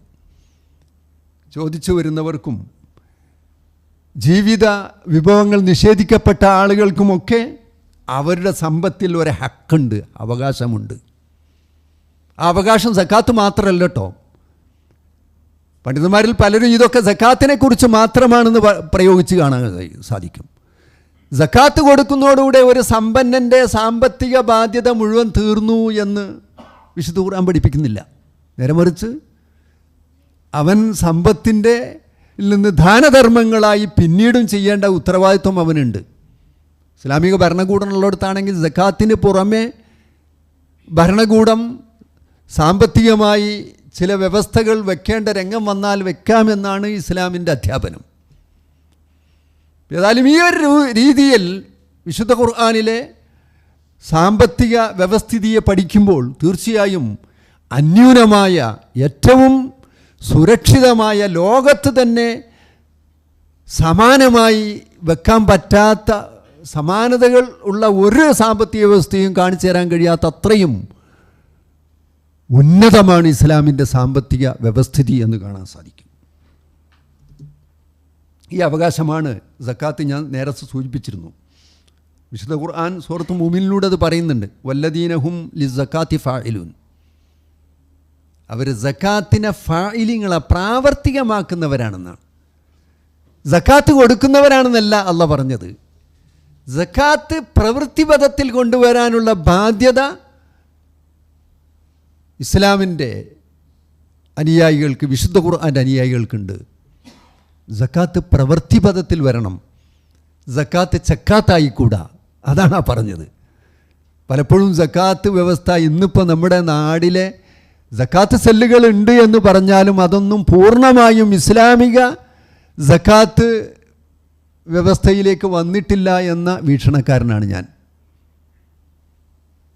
പലപ്പോഴും സക്കാത്ത് വിതരണ രീതി ഒന്നും ശരിയല്ല. നമ്മുടെ മഹല്ലുകളിൽ നടക്കുന്ന സക്കാത്ത് ശേഖരണ രൂപം എടുത്തു നോക്കിയാൽ തന്നെ അവിടെ ശേഖരിക്കുന്നു, ഏതാനും ആളുകൾക്ക് അത് വീതിച്ച് നൽകുന്നു എന്നുള്ളത് എന്നതിനപ്പുറം അതൊരു കൃത്യമായി ഇസ്ലാം ലക്ഷ്യമിടുന്ന ഒരു സക്കാത്ത് ശേഖരണ വിതരണ രീതിയിലേക്ക് അതിനെ മാറ്റപ്പെടേണ്ടതുണ്ട് എന്നതാണ് നാം മനസ്സിലാക്കേണ്ടത്. അതിനുള്ള ചില പ്രവർത്തനങ്ങളൊക്കെ നമ്മുടെ പ്രാസ്ഥാനികമായ രംഗത്ത് നടക്കുന്നു എന്നത് സന്തോഷകരവുമാണ്. പല മഹല്ലുകളും സക്കാത്ത് പിരിക്കുന്നു, കുറേ ആളുകൾക്ക് ഓഹരി ചെയ്തു കൊടുക്കുന്നു. ആ സക്കാത്ത് ഒന്നിനും കൊള്ളാത്ത ഒരു സമ്പത്തായി മാറുന്നു. യഥാർത്ഥത്തിൽ സാമ്പത്തികമായി സക്കാത്ത് വന്നു കഴിഞ്ഞാൽ ഒരു മഹല്ലിൽ ഒരു ദരിദ്രനുണ്ടെങ്കിൽ ആ ദരിദ്രനെ ദാരിദ്ര്യത്തിൽ നിന്ന് രക്ഷിക്കാൻ കഴിയുക എന്നുള്ളതാണ് സക്കാത്തിൻ്റെ ലക്ഷ്യം. ഒരാളെയാണ് നമുക്ക് ഒരു കൊല്ലം രക്ഷിക്കാൻ കഴിഞ്ഞുള്ളൂ, അദ്ദേഹത്തെ രക്ഷിച്ചാൽ മതി. അല്ലാതെ എല്ലാവർക്കും സക്കാത്ത് നുള്ളി ഓഹരി ചെയ്യുന്ന രൂപമല്ല ഇസ്ലാമിക സക്കാത്ത്. അതുകൊണ്ട് തന്നെ ഇസ്ലാമിക ഭരണകാലത്തിൽ രണ്ടാം ഉമർ എന്നറിയപ്പെട്ട ഉമർ ബിൻ അബ്ദുൽ അസീസ് റഹ്മത്തുള്ളാഹി അലൈഹിയുടെ കാലഘട്ടം സക്കാത്ത് വാങ്ങാൻ ആളില്ലാത്ത അവസ്ഥ വന്നു എന്നാണ് ചരിത്രം പറഞ്ഞ്. അപ്പോൾ നിങ്ങൾ എഴുതിയിട്ടുണ്ടാവും നല്ല സമ്പന്നമായ കാലഘട്ടമായിട്ടുണ്ടാവും, എല്ലാവരും സാമ്പത്തികമായി വളരെ ഉന്നമനെത്തിയിട്ടുണ്ടാവും, അതുകൊണ്ടായിരിക്കും അങ്ങനെ വന്നത്. അല്ല, സാമ്പത്തികമായി അധിക ഉന്നമനമൊന്നും ഉണ്ടായിട്ടില്ല. പക്ഷെ എന്തായിരുന്നു എന്ന് ചോദിച്ചാൽ സക്കാത്ത് കൃത്യമായ രൂപത്തിലായിരുന്നു അതിൻ്റെ വിതരണ രീതി. അർഹമായ ആളുകളെ കണ്ടെത്തി അർഹരായ ആളുകളുടെ പ്രയാസം തീർക്കുന്ന രീതിയായിരുന്നു അദ്ദേഹം അവലംബിച്ചത്. അതുമാത്രമല്ല, സക്കാത്ത് വാങ്ങുന്ന ആളുകളുടെ മനസ്ഥിതിയും മാറ്റപ്പെട്ടിരുന്നു. ഇന്നിപ്പോൾ സക്കാത്ത് പിരിക്കാൻ വേണ്ടി നമ്മളെ മഹല്ലുകളിലൊക്കെ റമദാനിൽ ഓടി നടക്കുന്ന ഉമ്മാർ ചിലരെ കാണുമ്പോഴേ അവരുടെ കാത് സ്വർണം കൊണ്ടിങ്ങനെ തൂങ്ങിയത് കാണാം. അവരാണ് സക്കാത്ത് പിരിക്കാൻ നടക്കുന്നത്. പലപ്പോഴും എൻ്റെ അടുത്ത് ഒരിക്കൽ വന്നപ്പോൾ ഞാൻ പറഞ്ഞു, ഉമ്മ നിങ്ങൾ സക്കാത്ത് കൊടുത്തിട്ടുണ്ടോയെന്ന്. അപ്പോൾ എന്നെ ഒരു തുറിച്ച് നോട്ടം. അപ്പോൾ എന്താ ഈ ആഭരണത്തിന് സക്കാത്ത് കൊടുക്കണ്ടേ? അത് കൊടുത്തിട്ടില്ലാത്ത ആളുകൾ സക്കാത്ത് പിരിക്കാൻ നടക്കുകയാണ്. അപ്പോൾ ആ ഒരു അവസ്ഥയല്ലായിരുന്നു അന്നുണ്ടായിരുന്നത് എന്നുള്ളതാണ്. ഒരു ചെറിയ സംഭവം, ഉമർ ബിൻ അബ്ദുൽ അസീസ് റഹ്മത്തുള്ളാഹി അലൈഹിയുടെ ഉദ്യോഗസ്ഥന്മാരെ സക്കാത്ത് വാങ്ങാൻ ആളെ കിട്ടാതെ വിഷമിക്കുകയാണ്. എന്നിട്ട് അവരിങ്ങനെ കവലകളിലൊക്കെ അനൗൺസ് ചെയ്യാൻ തുടങ്ങി. വന്നിട്ട് ഖലീഫയുടെ സക്കാത്ത് വിതരണ ഉദ്യോഗസ്ഥർ ഇന്ന സ്ഥലത്ത് തമ്പടിച്ചിട്ടുണ്ട്, ആരെങ്കിലും സക്കാത്തിന് അർഹരായ ആളുകളെക്കുറിച്ച് അറിയുമെങ്കിൽ അവർ വിവരം തരണം എന്നാണ്. അങ്ങനെ അനൗൺസ് ചെയ്തപ്പോൾ ഒരാൾ വന്നിട്ട് പറഞ്ഞു, എനിക്ക് സക്കാത്ത് വാങ്ങാൻ അർഹതയായ ഒരാളെ അറിയാമെന്നാണ്. അപ്പോൾ ഖലീഫയുടെ വിതരണ ഉദ്യോഗസ്ഥർക്ക് നല്ല സന്തോഷമായി. കാരണം എന്തൊരു വലിയ ഇത് കിട്ടിയ മാതിരിയാണ്. കാരണം സക്കാത്ത് കൊടുക്കാൻ ആളില്ല, വിഷമിക്കുകയാണ്. അപ്പോൾ അയാൾ അഡ്രസ്സൊക്കെ കൊടുത്ത് ഇവരന്വേഷിച്ച് പോയി. അയാളെ വീട്ടിൽ ചെന്നു. വീട്ടിൽ ചെന്നിട്ട് സലാം പറഞ്ഞ് അയാൾ സ്വീകരിച്ചിരുത്തി. ഞങ്ങൾ ഖലീഫയുടെ സക്കാത്ത് വിതരണ ഉദ്യോഗസ്ഥരാണെന്നാണ്. അപ്പോൾ അയാൾ സന്തോഷപൂർവ്വം ഇരുത്തിയിട്ട് പറഞ്ഞു, നിങ്ങളോട് ആരാണ് എനിക്ക് സക്കാത്ത് വേണമെന്ന് പറഞ്ഞു എന്ന് ചോദിച്ചു. ആ ജനങ്ങളൊക്കെ പറയുന്നു, നിങ്ങൾ സാമ്പത്തികമായി വളരെ പ്രയാസത്തിലാണ്. ശരിയായിരുന്നു, ഇന്നലെ അത് ശരിയാണ്. ഇന്ന് എനിക്കൊരു സമ്പത്ത് കിട്ടിയിട്ടുണ്ട്, ഇന്ന് ഞാൻ സമ്പന്നനാണ്, അതുകൊണ്ട് എനിക്കത് വേണ്ടാന്ന് പറഞ്ഞു. അങ്ങനെ അവർ തിരിച്ചു പോരുകയാണ്. അപ്പോൾ ആ മാനസിക സ്ഥിതി നോക്കി നിങ്ങൾ. നമ്മളെ നാട്ടിൽ ഇങ്ങനെ ഒരു സാമ്പത്തികമായിട്ട് ഇല്ലയെന്ന് ഒരാൾ മുദ്ര കുത്തിയ ഒരാളാണെങ്കിൽ പിന്നെ അവർ സാമ്പത്തികമായിട്ട് ഉണ്ടായാലും സക്കാത്ത് ഏറ്റിയെന്ന് അവർ വാങ്ങിയൊക്കെ ചെയ്യുള്ളൂ. ഇതല്ല, ഇത് എനിക്കിന്ന് സക്കാത്തിന് അർഹതയില്ല എന്ന് പറയാനുള്ള തൻ്റെ ഇടം അവരുടെ ആ ദീനി ചിട്ടയിൽ ഉണ്ടാക്കിയെടുക്കാൻ കഴിഞ്ഞിരുന്നു എന്നുള്ളതാണ്. അപ്പോൾ അങ്ങനത്തെ ഒരു തൻ്റെ ഇടം ഉണ്ടാക്കിയെടുക്കാനും കൂടി നമുക്ക് ബാധ്യത ഉണ്ട്. സക്കാത്ത് എന്ന് പറഞ്ഞാൽ എല്ലാവരും വാങ്ങി വെക്കേണ്ട അല്ലെങ്കിൽ എല്ലാവർക്കും ഓഹരി ചെയ്യേണ്ട ഒന്നല്ല. മഹല്ലുകളിലൊക്കെ ഇപ്പോൾ ഞാൻ ഈ പറഞ്ഞ രൂപത്തിൽ സക്കാത്ത് നിങ്ങളെങ്ങാനും ഒരു വർഷം ഒരാൾക്കേ കൊടുക്കുന്നുള്ളൂ എന്ന് പറഞ്ഞാൽ അവിടെ വലിയ വിപ്ലവമാവും. സക്കാത്ത് വാങ്ങിയിരുന്ന ആളുകളൊക്കെ പ്രശ്നം ഉണ്ടാക്കും. ഒക്കെ കൂടി വാങ്ങിയിട്ട് അവർക്ക് വേണ്ടപ്പെട്ടവർക്ക് കൊടുത്തു എന്ന് പറയും. യഥാർത്ഥത്തിൽ ഇസ്ലാമിലെ സക്കാത്ത് രീതി അതല്ല. ഇത് ഫിത്ർ സക്കാത്തിലുണ്ടാ പ്രശ്നം. ഫിത്ർ സക്കാത്ത് ഇപ്പോൾ കുറേ മാറ്റം ഉണ്ടായിട്ടുണ്ട്. ഫിത്ർ സക്കാത്തും തന്നെ വാങ്ങി ശേഖരിച്ച് അത് ഇങ്ങനെ എല്ലാ വീടുകളിലേക്കും തിരിച്ചു കൊടുക്കുന്ന വാങ്ങിയവർക്ക് കൊടുത്തവർക്കൊക്കെ വാങ്ങാമെന്ന് അറിഞ്ഞാണ്ട് എല്ലാവരും വാങ്ങിക്കുക. എന്തോ ഒരു പുണ്യ അരിയമാതിരിയാണ് ഉള്ളത്. ഈ വിഷയകമായി ഒരു റമദാനിൽ ഞാൻ കടവത്തൂരുള്ളപ്പോൾ ഒരു ഖുത്ബ നടത്തി. ഇങ്ങനെ ഈ ഫിത്ർ സക്കാത്ത് ഇങ്ങനെ ആരും അർഹമല്ലാത്ത ആളുകൾ വാങ്ങരുതെന്ന് പറഞ്ഞിട്ട്. അങ്ങനെ മഹല്ല് കമ്മിറ്റി അത് ഒരു തീരുമാനമെടുത്ത് കുറേ ആളുകളെ ലിസ്റ്റിൽ നിന്ന് വെട്ടി. വലിയ പ്രയാസമായി, ആകെ പ്രശ്നങ്ങളായി മഹല്ലിൽ. അപ്പോൾ അവരൊക്കെ കരുതിയത് എന്തോ ഒരു പുണ്യ അരിയായിട്ട് ഞങ്ങൾക്ക് വാങ്ങി വെക്കാവുന്ന സാധനമാണെന്നാണ്. അപ്പോൾ സക്കാത്ത് എന്ന് പറഞ്ഞത് സാധുക്കൾക്കുള്ളതാണ്. അത് അർഹമായ ആളുകൾക്ക് കൃത്യമായി എത്തിക്കുന്ന ഒരു രൂപമാണ് ഇസ്ലാമിൻ്റെ സാമ്പത്തിക വ്യവസ്ഥയിൽ പഠിപ്പിക്കപ്പെടുന്ന. ആ രീതിയിൽ വിതരണം ചെയ്യപ്പെട്ടാൽ തീർച്ചയായിട്ടും ഞാൻ നേരത്തെ സൂചിപ്പിച്ച വിനിമയ ത്രാണിയിലേക്ക് സമൂഹം പോകും. അപ്പോൾ തീർച്ചയായിട്ടും ദാരിദ്ര്യ നിർമ്മാർജ്ജനവും മറ്റുമൊക്കെ അതിലൂടെ അതിൻ്റെ ഉപോൽപ്പന്നങ്ങളായി വരും എന്നുള്ളതാണ് വിശുദ്ധ ഖുർആൻ്റെ അധ്യാപനങ്ങൾ, ഖുർആൻ്റെ ആയത്തുകൾ പഠിപ്പിക്കുന്നത്. മറ്റൊന്നുള്ളത് ഇനി സാമ്പത്തിക പ്രതിസന്ധിയാണ്. സാമ്പത്തിക പ്രതിസന്ധിയെക്കുറിച്ച് വിശുദ്ധ ഖുർആൻ പഠിപ്പിക്കുന്ന ഒരു രംഗമാണ് ഈജിപ്തിലെ ക്ഷേമത്തിൻ്റെ 7 വർഷം. യൂസുഫ് നബി അലൈഹി സ്വലാമിൻ്റെ കഥ നിങ്ങൾക്കറിയാം. അദ്ദേഹം കണ്ട സ്വപ്നവും അവിടുത്തെ ഭരണാധികാരി കണ്ട സ്വപ്നവും അദ്ദേഹം അത് വ്യാഖ്യാനിച്ചതും 7 വർഷം സുഭിക്ഷതയുടേതായിരിക്കും, 7 വർഷം ക്ഷാമത്തിൻ്റേതായിരിക്കും, പിന്നെ ഒരു വർഷം വരാനുണ്ട് നല്ല വർഷം എന്നൊക്കെ അദ്ദേഹം വ്യാഖ്യാനം കൊടുക്കുന്നു. അവിടെ ആ സാമ്പത്തിക പ്രതിസന്ധിയെ നേരിടാൻ എന്നെ ഏൽപ്പിച്ചോളൂ എന്ന് അദ്ദേഹം പറയുന്നുണ്ട്. ഖാല ജഅൽനി അലാ ഖസാഇനിൽ അർദ് ഇന്നി ഹഫീദുൻ അലീം. ആ ഖജാനയുടെ ഉത്തരവാദിത്വം എന്നെ ഏൽപ്പിക്കൂ, ഞാൻ നല്ല സൂക്ഷിപ്പുകാരനാണെന്ന് അദ്ദേഹം പഠിപ്പിക്കുന്നത്. അപ്പോൾ അത് നമുക്ക് നൽകുന്ന വലിയൊരു സന്ദേശം സാമ്പത്തിക പ്രതിസന്ധികളെ നേരിടാൻ മുസ്ലിം സമൂഹം സന്നദ്ധരാവേണ്ടതുണ്ട്, സജ്ജരാകേണ്ടതുണ്ട് എന്ന് തന്നെയാണ്. ഒരു രാജ്യത്തിൻ്റെ, മുസ്ലിങ്ങൾ ജീവിക്കുന്ന പ്രദേശത്തിൻ്റെ സാമ്പത്തിക ഉന്നമനത്തിൻ്റെ ഉത്തരവാദിത്വം മുസ്ലിങ്ങൾക്കുണ്ട്. ദഅവത്ത് എന്ന് പറഞ്ഞാൽ നമ്മൾ വെറും പ്രസംഗവും പ്രബോധനവും മാത്രമല്ല, യഥാർത്ഥത്തിൽ നാം ജീവിക്കുന്ന മഹല്ലിലെ സാമ്പത്തിക സുരക്ഷ അത് നമുക്ക് ഉത്തരവാദിത്തമുണ്ട്. അതാണ് യൂസുഫ് നബി അലൈഹി സ്വലാം അവിടെ നിർവഹിച്ചത്. അദ്ദേഹം ജീവിക്കുക ആ മേഖലയിൽ അവിടെ സാമ്പത്തിക പ്രതിസന്ധി വരാൻ പോകുന്നു പറഞ്ഞപ്പോൾ ഞാൻ ഏറ്റെടുക്കാമെന്ന് അദ്ദേഹം പറഞ്ഞു. അപ്പോൾ ഇസ്ലാഹി പ്രവർത്തകരായ നമ്മെ സംബന്ധിച്ചിടത്തോളം സാമ്പത്തിക പ്രതിസന്ധി ഞങ്ങൾ ഏറ്റെടുക്കുമെന്ന് പറയേണ്ട രൂപത്തിലേക്ക് നാം മാറേണ്ടതുണ്ട് എന്നാണ് സൂചിപ്പിക്കാനുള്ളത്. നീ നോക്ക്, ഇബ്രാഹിം നബി അലൈഹി സ്വലാമിൻ്റെ ജീവിത രംഗെടുത്ത് നോക്കിയാലും ഇത് ഖാല ഇബ്രാഹിം റബ്ബി ജഅൽ ഹാദാ ബലദൻ ആമിനൻ. ഇബ്രാഹിം നബിയുടെ ഒരു പ്രാർത്ഥനയാണ്, റബ്ബേ ഈ നാടിനെ നിർഭയത്വമുള്ള നാടാക്കണേ, വർസുഖ് അഹ്ലഹു മിനസ് സമറാത്ത്. കണ്ടില്ലേ, അവിടെ റിസ്ക് കൊടുക്കണേ, കായ്കനികളിൽ നിന്നൊക്കെ അതിൻ്റെ അഹലുകാർക്ക് റിസ്ക് കൊടുക്കണേ, സാമ്പത്തിക സുരക്ഷിതത്വം കൊടുക്കണേ എന്നാണ് അദ്ദേഹം പ്രാർത്ഥിക്കുന്നത്. മൻ ആമന മിൻഹും, വിശ്വസിച്ചവർക്ക് എന്നാണ് അദ്ദേഹം പറഞ്ഞത്. ബില്ലാഹി വൽ യൗമിൽ ആഖിർ, അള്ളാഹുവിലും അന്ത്യനാളിലും വിശ്വാസമുള്ള ആളുകൾക്ക് സാമ്പത്തിക സുരക്ഷിതത്വം കൊടുക്കണേ എന്ന് അള്ളാഹുവോട് ദുആ ചെയ്യാണ് ഇബ്രാഹിം നബി അലൈഹി സ്വലാം. അള്ളാഹ് പറഞ്ഞു വമൻ കഫറ, അവർക്ക് മാത്രമല്ല നിഷേധികൾക്കും ഞാൻ കൊടുക്കുന്ന അള്ളാഹ് പറഞ്ഞു. സാമ്പത്തിക സുസ്ഥിതി ഉണ്ടാക്കുക എന്ന് പറഞ്ഞത് എല്ലാവർക്കും കൊടുക്കും. പക്ഷേ വേറൊന്നുണ്ട്. എന്നിട്ട് അള്ളാഹ് പറയുന്നു ഫഉമത്യഉഹു ഖലീലൻ, പിന്നെ കുറച്ചു കാലം ഓനെ ഒന്ന് സുഖിപ്പിക്കും. സുമ്മ അൽതറുഹു ഇലാ അദാബിന്നാർ, പിന്നെ തൻ്റെ നിഷേധത്തിൻ്റെ ശിക്ഷ അദാബിന്നാറിലേക്ക് അവനെ കൊണ്ടുപോകും. ഒബീസൽ മസീർ, എത്ര ചീത്ത അഭയകേന്ദ്രമാണത് എന്നാണ് പഠിപ്പിച്ചത്. അപ്പോൾ സാമ്പത്തിക സുസ്ഥിതി ഉണ്ടാക്കുക എന്നുള്ള അള്ളാഹു എല്ലാവർക്കും കൊടുത്തുന്നിരിക്കും.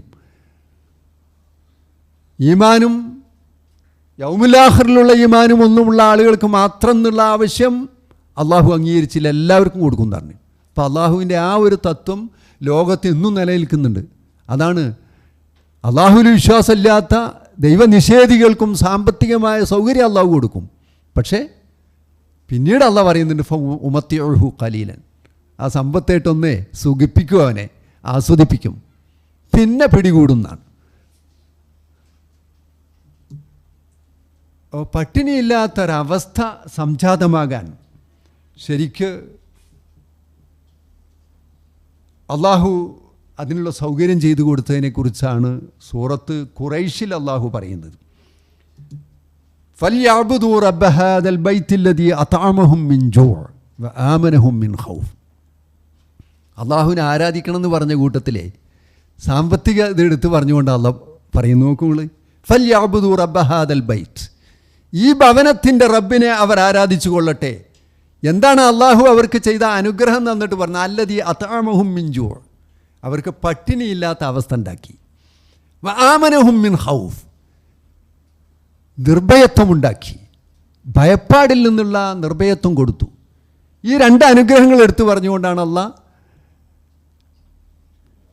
അള്ളാഹുവെ ആരാധിക്കാനുള്ള പ്രോത്സാഹനം നൽകുന്നത്. അവിടെയൊക്കെ സമ്പത്ത് ഖുർആൻ വളരെയധികം പ്രൊജക്റ്റ് ചെയ്യുന്നുണ്ട് എന്നുള്ള മനസ്സിലാകുന്നത്. അപ്പം അതാണ് വിശുദ്ധ ഖുർആനിലെ സാമ്പത്തിക സംശുദ്ധി നേടേണ്ടതിൻ്റെ ആവശ്യകത നമ്മോട് എടുത്തു കാണിക്കുന്നത്. ഈ സാമ്പത്തിക പ്രവർത്തനത്തെക്കുറിച്ചൊക്കെ ഏറെ വിശദീകരിക്കാൻ ഉദ്ദേശിക്കുന്നില്ല. ഏതായാലും സാമ്പത്തിക പ്രവർത്തനം വിശ്വാസികൾക്ക് ബാധ്യതയായിട്ടാണ് സൂറത്ത് ജുമുഅയിൽ പഠിപ്പിക്കുന്നത്. കണ്ടില്ലേ, നിഷ്ക്രിയരായിരിക്കരുത് എന്നാണ്. ഫൈദാ ഖുദിയത്തിസ് സ്വലാത്തു ഫന്തശിറൂ ഫിൽ അർദ് വബ്തഗൂ മിൻ ഫദ്ലില്ല. ഫദ്ൽ എന്നാണ് അള്ളാഹ് ഇവിടെ ഉപയോഗിച്ചത്. ഞാൻ നേരത്തെ പറഞ്ഞ പ്രയോഗം. ജുമുഅയിലേക്ക് വിളിക്കപ്പെട്ടാൽ ജുമുഅക്ക് വരണം. പക്ഷെ ജുമുഅ കഴിഞ്ഞാലോ പിന്നെ അവിടെ ഇങ്ങനെ പള്ളി കൂടണ്ട. ഫൈദാ ഖുദിയത്തിസ് സ്വലാത്തു ഫന്തശിറൂ ഫിൽ അർദ്, ഭൂമിയിൽ പരന്നോളൂ. വബ്തഗൂ മിൻ ഫദ്ലില്ല, അള്ളാൻ്റെ ഫദ്ല് സമ്പത്ത് അന്വേഷിച്ച് പോയിക്കോളൂ. എന്നിട്ട് പറയുന്നു ഉദ്കുറുല്ലാഹ കസീറ, സമ്പത്ത് നേടാനൊക്കെ ശ്രമിക്കുന്ന കൂട്ടത്തിൽ അള്ളാനെ ഓർക്കണേ, അത് മറക്കണ്ട. അള്ളാഹുവെ ധാരാളമായി ഓർത്തോളൂ. ലഅല്ലക്കും തുഫ്ലിഹൂൻ, വിജയം വേണമെങ്കിൽ അത് വേണം. വിജയത്തിനുള്ള മാർഗ്ഗം അതാണ്. സമ്പത്തുണ്ടാക്കിക്കോളൂ, സമ്പത്തിന് വേണ്ടി അധ്വാനിച്ചോളൂ, നടന്നോളൂ. പക്ഷേ അള്ളാഹു നന്നായി ഓർക്കണം. അവിടെയൊക്കെ സമ്പത്ത് എത്ര സമ്പാദിച്ചാലും പ്രശ്നമില്ല, അതൊക്കെ അള്ളാഹു ഓർത്തുകൊണ്ടാകണം. ഇതിന് വിശദീകരിക്കുന്ന ഒരുപാട് ഹദീസുകൾ കാണാൻ സാധിക്കും. ഞാൻ ഹദീസുകളിലേക്കൊന്നും കടക്കുന്നില്ല. ഒരാൾ അധ്വാനിച്ചുണ്ടാക്കുന്ന ആ സമ്പാദ്യമാണ് അള്ളാഹുവിന് ഏറ്റവും ഇഷ്ടമെന്ന് പറയുന്ന ഹദീസ് ഇവിടെ ഞാൻ നോട്ട് ചെയ്തിട്ടുണ്ട്. അതൊന്നും ഏറെ വിശദാംശങ്ങളിലേക്ക് കടക്കുന്നില്ല, നമ്മളെ സമയ ലഭ്യത പേടിച്ചുകൊണ്ട്. ഒരു ചെടി നടുന്നത് വിശ്വാസികളെ സംബന്ധിച്ചിടത്തോളം അതിൻ്റെ പ്രാധാന്യം എത്ര ഉണ്ട് എന്നുള്ളത് കാർഷിക മേഖലയെ പരിപോഷിപ്പിക്കേണ്ടതിൻ്റെ ആവശ്യകതയാണ് റസൂലുള്ളാഹി ഈ ഹദീസിൽ പഠിപ്പിക്കുന്നത്.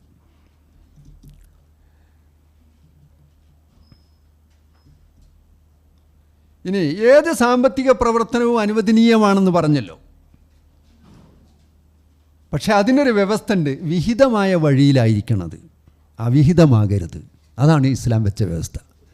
സാമ്പത്തികമായ പ്രവർത്തനങ്ങളൊക്കെ നിങ്ങൾക്ക് ഏർപ്പെടാം, ഏതിലും ഏർപ്പെടാം. പക്ഷെ അവയൊക്കെ വിഹിതമായ രൂപത്തിൽ, അവിഹിതമായ മാർഗം അതിന് സ്വീകരിച്ചുകൂടാ. സൂറത്ത് ബഖറ അത് പറയുന്നുണ്ട്, യാ അയ്യുഹല്ലദീന ആമനു കുലൂ മിൻ ത്വയ്യിബാതി മാ റസഖ്നാകും, നിങ്ങൾക്ക് നൽകിയ വിശിഷ്ട വസ്തുക്കളിൽ നിന്ന് ഭക്ഷിച്ചോളൂ. വഷ്കുറൂ ലില്ലാഹി ഇൻ കുന്തും ഇയ്യാഹു തഅ്ബുദൂൻ, നിങ്ങൾ അള്ളാഹുവിന് ശുക്റുള്ളവരാവുകയും ചെയ്യണം. ഇപ്പം രണ്ട് കാര്യങ്ങളാണ് പറഞ്ഞത്. ഒന്ന്, ത്വയ്യിബാത്തായിരിക്കണം നിങ്ങളുടെ സമ്പത്ത്. രണ്ടാമത്തത്, ആ സമ്പത്ത് കിട്ടിയാൽ ശുക്ർ വേണം, അള്ളാഹുവിന് നന്ദിയുണ്ടാകണം. നന്ദിയാണ് ഈ നേരത്തെ പറഞ്ഞ സക്കാത്ത്, സദഖകൾ, സാധു സംരക്ഷണ മേഖലകളൊക്കെ തന്നെ. അവിടെയൊക്കെ നമ്മളെ സമ്പത്ത് ചെലവഴിക്കേണ്ടതിൻ്റെ മേഖലയെക്കുറിച്ചാണ് ആ ശുക്ർ ഉണ്ടാവണം എന്ന് പറഞ്ഞത്. വേറൊരായത്തിൽ സൂറത്ത് മുഅ്മിനൂനിൽ അല്ലാഹ് പറഞ്ഞു, യാ അയ്യുഹർ റുസുലു കുലൂ മിനത് ത്വയ്യിബാതി വഅമലൂ സാലിഹ. പ്രവാചകന്മാരോടായി നിർദ്ദേശിക്കുകയാണ്, പ്രവാചകന്മാരെ നിങ്ങൾ വിശിഷ്ട വസ്തുക്കൾ ഭക്ഷിച്ചോളൂ, നല്ല പ്രവർത്തനങ്ങളിൽ ഏർപ്പെട്ടോളൂ. ഇന്നീ ബിമാ തഅമലൂന അലീം. നിങ്ങൾ പ്രവർത്തിക്കുന്നതിനെക്കുറിച്ചൊക്കെ ഞാൻ നന്നായി അറിയുന്നവനാണ്. ഇത് പ്രവാചകന്മാർക്കുള്ള നിർദ്ദേശമായിട്ടാണ് ഖുർആൻ എടുത്തുദ്ധരിച്ചെങ്കിലും അത് പ്രവാചക അനുയായികൾക്കും ബാധ്യതയുണ്ട് എന്നാണ് റസൂലുള്ളാഹി സ്വല്ലല്ലാഹു അലൈഹി വസല്ലം പിന്നീട് പഠിപ്പിച്ചത്. നമ്മൾ നല്ലതേ ഭക്ഷിക്കാവൂ, ഹലാലായ ഭക്ഷണമായിരിക്കണം, ഹറാമാവാൻ പാടില്ല. അപ്പം എൻ്റെ സമ്പത്ത് ഹറാമിൽ നിന്ന് മുക്തമാണ് എന്ന് ഉറപ്പുവരുത്താനുള്ള ബാധ്യത വിശ്വാസികൾക്കുണ്ട്. അതാണ് പഠിപ്പിച്ചത്. പിന്നെ അമലു സാലിഹാത്ത് അതിൻ്റെ പിന്നാലെ വേണം. ആ സമ്പത്ത് നല്ല മേഖലകളിൽ കൂടി എത്തിയിരിക്കണം. ഇനി സമ്പത്ത്, ജനങ്ങളുടെ സമ്പത്ത് അനർഹമായി പറ്റുന്ന ആളുകളെ ആക്ഷേപിച്ചുകൊണ്ടുള്ള വചനമാണ് സൂറത്ത് മുത്തഫിഫീനിൽ കാണുന്നത്. വൈലുല്ലിൽ മുത്തഫിഫീൻ. ഈ അളവ് തൂക്കങ്ങളിലൊക്കെ കൃത്രിമം നടത്തുന്ന ആളുകൾക്ക് മഹാനാശം എന്ന് പറഞ്ഞുകൊണ്ടാണല്ലോ അള്ളാഹ് പറഞ്ഞത്. സാധാരണ എപ്പോഴും കേൾക്കാറുള്ള ഒരു വചനമാണ്. എന്നിട്ട് അള്ളാഹ് വിശദീകരിക്കുന്നുണ്ട്, അല്ലദീന ഇദക്താലു അലന്നാസി യസ്തൗഫൂൻ.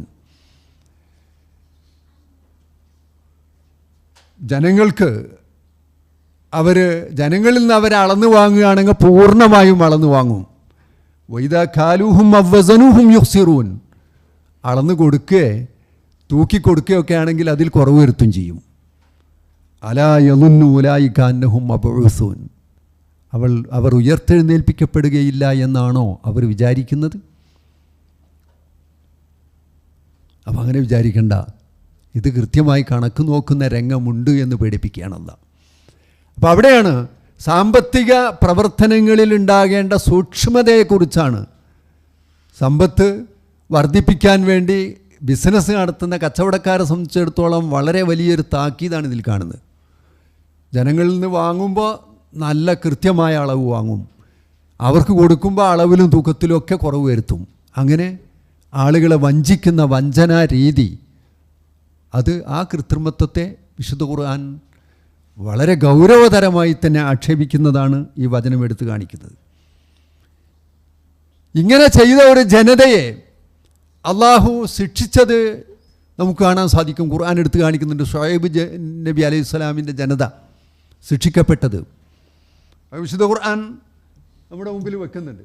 വൈലാ മദിയന അഖാഹും ഷുഐബൻ ഖാല യാ ഖൗമി ഉബ്ദുല്ലാഹ മാ ലക്കും മിൻ ഇലാഹിൻ ഗൈറു. മദിയനിലേക്ക് അവരുടെ സഹോദരനായ ഷുഐബിനെ നാം നിയോഗിക്കുകയുണ്ടായി. അദ്ദേഹം പറഞ്ഞു, ജനങ്ങളെ, നിങ്ങൾ അള്ളാഹുവെ ആരാധിക്കുക, അല്ലാഹുവല്ലാതെ ആരാധ്യനായി നിങ്ങൾക്ക് ആരുമില്ല. ഖദ് ജാഅത്തുക്കും ബയ്യിനത്തും മിർ റബ്ബിക്കും. റബ്ബിൻ്റെ കൃത്യമായ തെളിവുകൾ നിങ്ങൾക്ക് വന്നിട്ടുണ്ട്. എന്നിട്ട് പറയുന്നത് ഫഔഫുൽ കൈല. ആ സമൂഹത്തിലുണ്ടായിരുന്ന ഏറ്റവും വലിയൊരു മോശമായ പ്രവർത്തനമായിരുന്നു അളവ് തൂക്കങ്ങളിൽ കുറവ് വരുത്തുക എന്നുള്ളത്. ആണ് ഫഔഫുൽ കൈല വൽ മീസാൻ. അളവിലും തൂക്കത്തിലുമൊക്കെ നിങ്ങൾ പൂർണ്ണത നൽകണം. വലാ തബ്ഖസുന്നാസ ആഷിയാഹും. ആളുകൾക്ക് അവരുടെ വസ്തുക്കൾ നിങ്ങൾ കുറച്ചു കൊടുക്കരുത്. വലാ തുഫ്സിദൂ ഫിൽ അർളി. നിങ്ങൾ ഭൂമിയിൽ കുഴപ്പം സൃഷ്ടിക്കരുത്. ഭൂമിയിൽ കുഴപ്പമുണ്ടാക്കുകയാണ് ആ പ്രവർത്തനം എന്നാണ്. ബഅദ ഇസ്ലാഹിഹ. അത് ഇസ്ലാഹി ചെയ്തതിന് ശേഷം ദാലിക്കും ഖൈറുല്ലക്കും ഇൻ കുന്തും മുഅ്മിനീൻ. നിങ്ങൾക്ക് ഈമാൻ ഉണ്ടെങ്കിൽ അതാണ് നിങ്ങൾക്ക് ഏറ്റവും ഉത്തമം. ഒരു ജനതയ്ക്ക് നാശം വരുത്തിയ കാരണം സാമ്പത്തിക കൃത്രിമത്വമായിരുന്നു എന്നാണ് ഷുഐബ് നബി അലൈഹി സ്വലാമിൻ്റെ കഥ ഉദ്ധരിച്ചുകൊണ്ട് വിശുദ്ധ ഖുർആൻ നമ്മുടെ മുമ്പിൽ വെക്കുന്നത്. ഇനി സാമ്പത്തിക വിശുദ്ധി ഇല്ലെങ്കിൽ എന്ത് എന്നുള്ളത് കൂടി മനസ്സിലാക്കേണ്ടതുള്ള. പ്രാർത്ഥന സ്വീകരിക്കില്ല എന്നാണല്ലോ പറഞ്ഞത്. റസൂലുള്ളാഹി സ്വല്ലല്ലാഹു അലൈഹി വസല്ലം പഠിപ്പിച്ചതാണ്. ഞാൻ നേരത്തെ പറഞ്ഞ ആയത്തുണ്ടല്ലോ, ആ ആയത്ത് ഉദ്ധരിച്ചുകൊണ്ട് റസൂലുള്ളാഹി പറഞ്ഞു, യാ അയ്യുഹന്നാസ് ഇന്നല്ലാഹ തയ്യിബുൻ ലാ യഖ്ബലു ഇല്ലാ തയ്യിബ. ജനങ്ങളെ, അല്ലാഹ് തയ്യിബാണ്, അതുകൊണ്ട് വിശിഷ്ടമായതല്ലാതെ അള്ളാഹു ഒരിക്കലും സ്വീകരിക്കില്ല. വഇന്നല്ലാഹ അമറൽ മുഅ്മിനീന ബിമാ അമറ ബിഹിൽ മുർസലീൻ. അള്ളാഹു ദൈവദൂതന്മാരോട് കൽപ്പിച്ച അതേ കൽപ്പന മുഅ്മിനീകൾക്കും നൽകിയിട്ടുണ്ട്. ഞാൻ നേരത്തെ ഉദ്ധരിച്ച യാ അയ്യുഹൽ റുസുൽ കുലൂ മിന ത്വയ്യിബാത്തി എന്ന് പറഞ്ഞ ആയത്താണ് എന്നിട്ട് റസൂൽ ഓതിയത്. എന്നിട്ട് റസൂൽ പറയുന്നത് ഒരാളെക്കുറിച്ച് റസൂൽ ഇങ്ങനെ പറയുന്നുണ്ട്, ദക്കറ റജുൽ യുതീലു സഫറ, ദീർഘമായി യാത്ര ചെയ്യാണ്, ആശാസ അഖബറ, മുടിയൊക്കെ ജട പിടിച്ച് ആകെ വസ്ത്രമൊക്കെ ആകെ ചളി പിടിച്ച ആളാണ്. യമുദ്ദു യദൈഹി ഇല സമാ, അവൻ ആകാശത്തിലേക്ക് 2 കൈകളും ഇങ്ങനെ നീട്ടുന്നുണ്ട്. യാ റബ്ബ് യാ റബ്ബ്, റബ്ബേ റബ്ബേ എന്ന് അവൻ ദുആ ചെയ്യുന്നുണ്ട്. എന്നിട്ട് റസൂലുള്ളാഹി പറയണ മത്അമുഹു ഹറാം, അവൻ്റെ ഭക്ഷ്യവസ്തുക്കൾ ഹറാമാണ്. മശ്റബുഹു ഹറാം, അവൻ കുടിക്കുന്നതും ഹറാമാണ്, പാനീയം ഹറാമാണ്. മൽബസുഹു ഹറാം, അവൻ ധരിച്ചിരിക്കുന്ന വസ്ത്രവും ഹറാമാണ്. വൗദ്യ ബിൽ ഹറാം, ഹറാം കൊണ്ടാണ് അവൻ ഊട്ടപ്പെട്ടിരിക്കുന്നത്, അവൻ്റെ ഭക്ഷ്യവസ്തുക്കളൊക്കെ ഹറാമാണ്. ഫഅന്നാ യുസ്തജാബു ലിദാലിക്, പിന്നെ എങ്ങനെയാ ദുആവിന് ഉത്തരം കിട്ടുന്ന? അപ്പോൾ ദുആവിന് ഉത്തരം കിട്ടണമെങ്കിൽ സമ്പത്ത് സംശുദ്ധമായിരിക്കണം. നമ്മൾ ആരാധനാ കർമ്മങ്ങളിലൊക്കെ, നമസ്കാരത്തിലും ഞാൻ ആദ്യം സൂചിപ്പിച്ചല്ലോ, ഇബാദത്തുകളിലൊക്കെ നല്ല സൂക്ഷ്മത കാണിക്കുന്ന ആളുകൾ സാമ്പത്തിക രംഗത്തെത്തുമ്പോൾ അത്ര സൂക്ഷ്മത ഉണ്ടാവില്ല. ആണ് റസൂലുള്ളാഹി പഠിപ്പിക്കുകയാണ് ഇവിടെ. പ്രാർത്ഥന സ്വീകാര്യമല്ലാതെ പോകും. ഫഅന്നാ യുസ്തജാബു ലിദാലിക്, എങ്ങനെ? എല്ലാം ഹറാമിൽ മുഴുകിയിരിക്കുന്നു. വസ്ത്രം ഹറാമാണ്, ഭക്ഷണം ഹറാമാണ്, പാനീയം ഹറാമാണ്, എല്ലാം ഹറാമിൽ മുങ്ങിയ ഒരു മനുഷ്യനെ എങ്ങനെ പ്രാർത്ഥനയ്ക്ക് ഉത്തരം കിട്ടാനാണെന്ന് റസൂലുള്ളാഹി ചോദിച്ചു. അപ്പോൾ നമ്മുടെ സാമ്പത്തിക വിശുദ്ധി ഉണ്ടാകേണ്ടതിൻ്റെ ആവശ്യകതയിലേക്കാണ് ഈ ഹദീസ് നമ്മെ പഠിപ്പിച്ചു തരുന്നത്. ഇനി അനുവദനീയമായ സമ്പാദ്യം അതെങ്ങനെയാണ്? ചെലവഴിക്കാൻ സന്നദ്ധതയുള്ള സമ്പാദ്യമാണ് അനുവദനീയമായെന്ന്. പക്ഷേ ആ ചെലവഴിക്കലിനും വ്യവസ്ഥ വെച്ചിട്ടുണ്ട്. അതാണ് സൂറത്ത് ഫുർഖാൻ പറയുന്നത്, അല്ലദീന ഇദാ അൻഫഖൂ ലം യുസ്രിഫൂ വലം യഖ്തുറൂ വകാന ബൈന ദാലിക ഖവാമ. ചെലവഴിക്കുന്നതിന് അള്ളാഹ് പറഞ്ഞൊരു വ്യവസ്ഥയാണ്. അവർ ചെലവഴിക്കുമ്പോൾ ഇസ്രാഫ് കാണിക്കില്ല, അമിതവ്യയം ചെയ്യില്ല. വലം യഖ്തുറൂ, പിശുക്കി പിടിക്കില്ല. വകാന ബൈന ദാലിക ഖവാമ, അതിനിടയിൽ ഒരു മധ്യമ നിലപാടായിരിക്കും സാമ്പത്തിക രംഗത്ത് ഭക്തരായ ആളുകൾ ചെയ്യുക എന്ന്. ധൂർത്ത് ഇല്ലാത്ത ഒരു സമൂഹം രൂപപ്പെടുമ്പോഴാണ് യഥാർത്ഥത്തിൽ ഇസ്ലാം ലക്ഷ്യമിടുന്ന ഒരു സാമ്പത്തിക വ്യവസ്ഥിതി സമ്പൂർണ്ണമാവുള്ളൂ. ധൂർത്തിൽ ആപതിച്ച സമൂഹങ്ങളെ നശിപ്പിച്ചത് വിശുദ്ധ ഖുർആൻ എടുത്തു കാണിച്ചിട്ടുണ്ട്. ആദ് സമുദായം, സമൂദ് സമുദായം, ഇവരൊക്കെ ധൂർത്തിൻ്റെ പേരിൽ പർവ്വതങ്ങളിൽ കൊട്ടാര സമാനങ്ങളായ വലിയ വലിയ സൗധങ്ങൾ നിർമ്മിച്ചിരുന്ന ആളുകളായിരുന്നു അവർ എന്നാണ്. അവരുടെ ആ ധൂർത്തിനെ ഖുർആൻ ആക്ഷേപിക്കുന്നുണ്ട്. അതിൻ്റെ പേരിൽ അവർ ശിക്ഷിക്കപ്പെട്ടത് ഖുർആൻ എടുത്തു കാണിക്കുന്നത് കാണാൻ സാധിക്കും. ആദ് സമുദായത്തെക്കുറിച്ച് അള്ളാഹു പറഞ്ഞ സൂറത്ത് ഫജ്റിലാണ്, അലം തറ കൈഫ ഫഅല റബ്ബുക ബിആദ്, ആദിനെ കൊണ്ട് നിൻ്റെ റബ്ബ് ചെയ്തത് എന്താണെന്ന് നീ കണ്ടില്ലേ? അതബ്നൂന ബികുല്ലി റീഇൻ ആയതൻ തഅബസൂൻ, കളിതമാശ എന്ന നിലയ്ക്ക് എല്ലാ മേടുപ്രദേശങ്ങളിലും അവർ ബിൽഡിങ്ങുകൾ നിർമ്മിച്ചിരുന്നു. തത്തഹിദൂന മസാനി അലല്ലക്കും തഖ്ലുദൂൻ, വലിയ വലിയ അമ്പരച്ചുംബികളായ കെട്ടിടങ്ങൾ അവർ നിർമ്മിച്ചിരുന്നു, ഞങ്ങൾ ശാശ്വതരാണെന്ന തോന്നലോടെ. അതിനാണ് അവർ ശിക്ഷിക്കപ്പെട്ടതെന്നാണ്.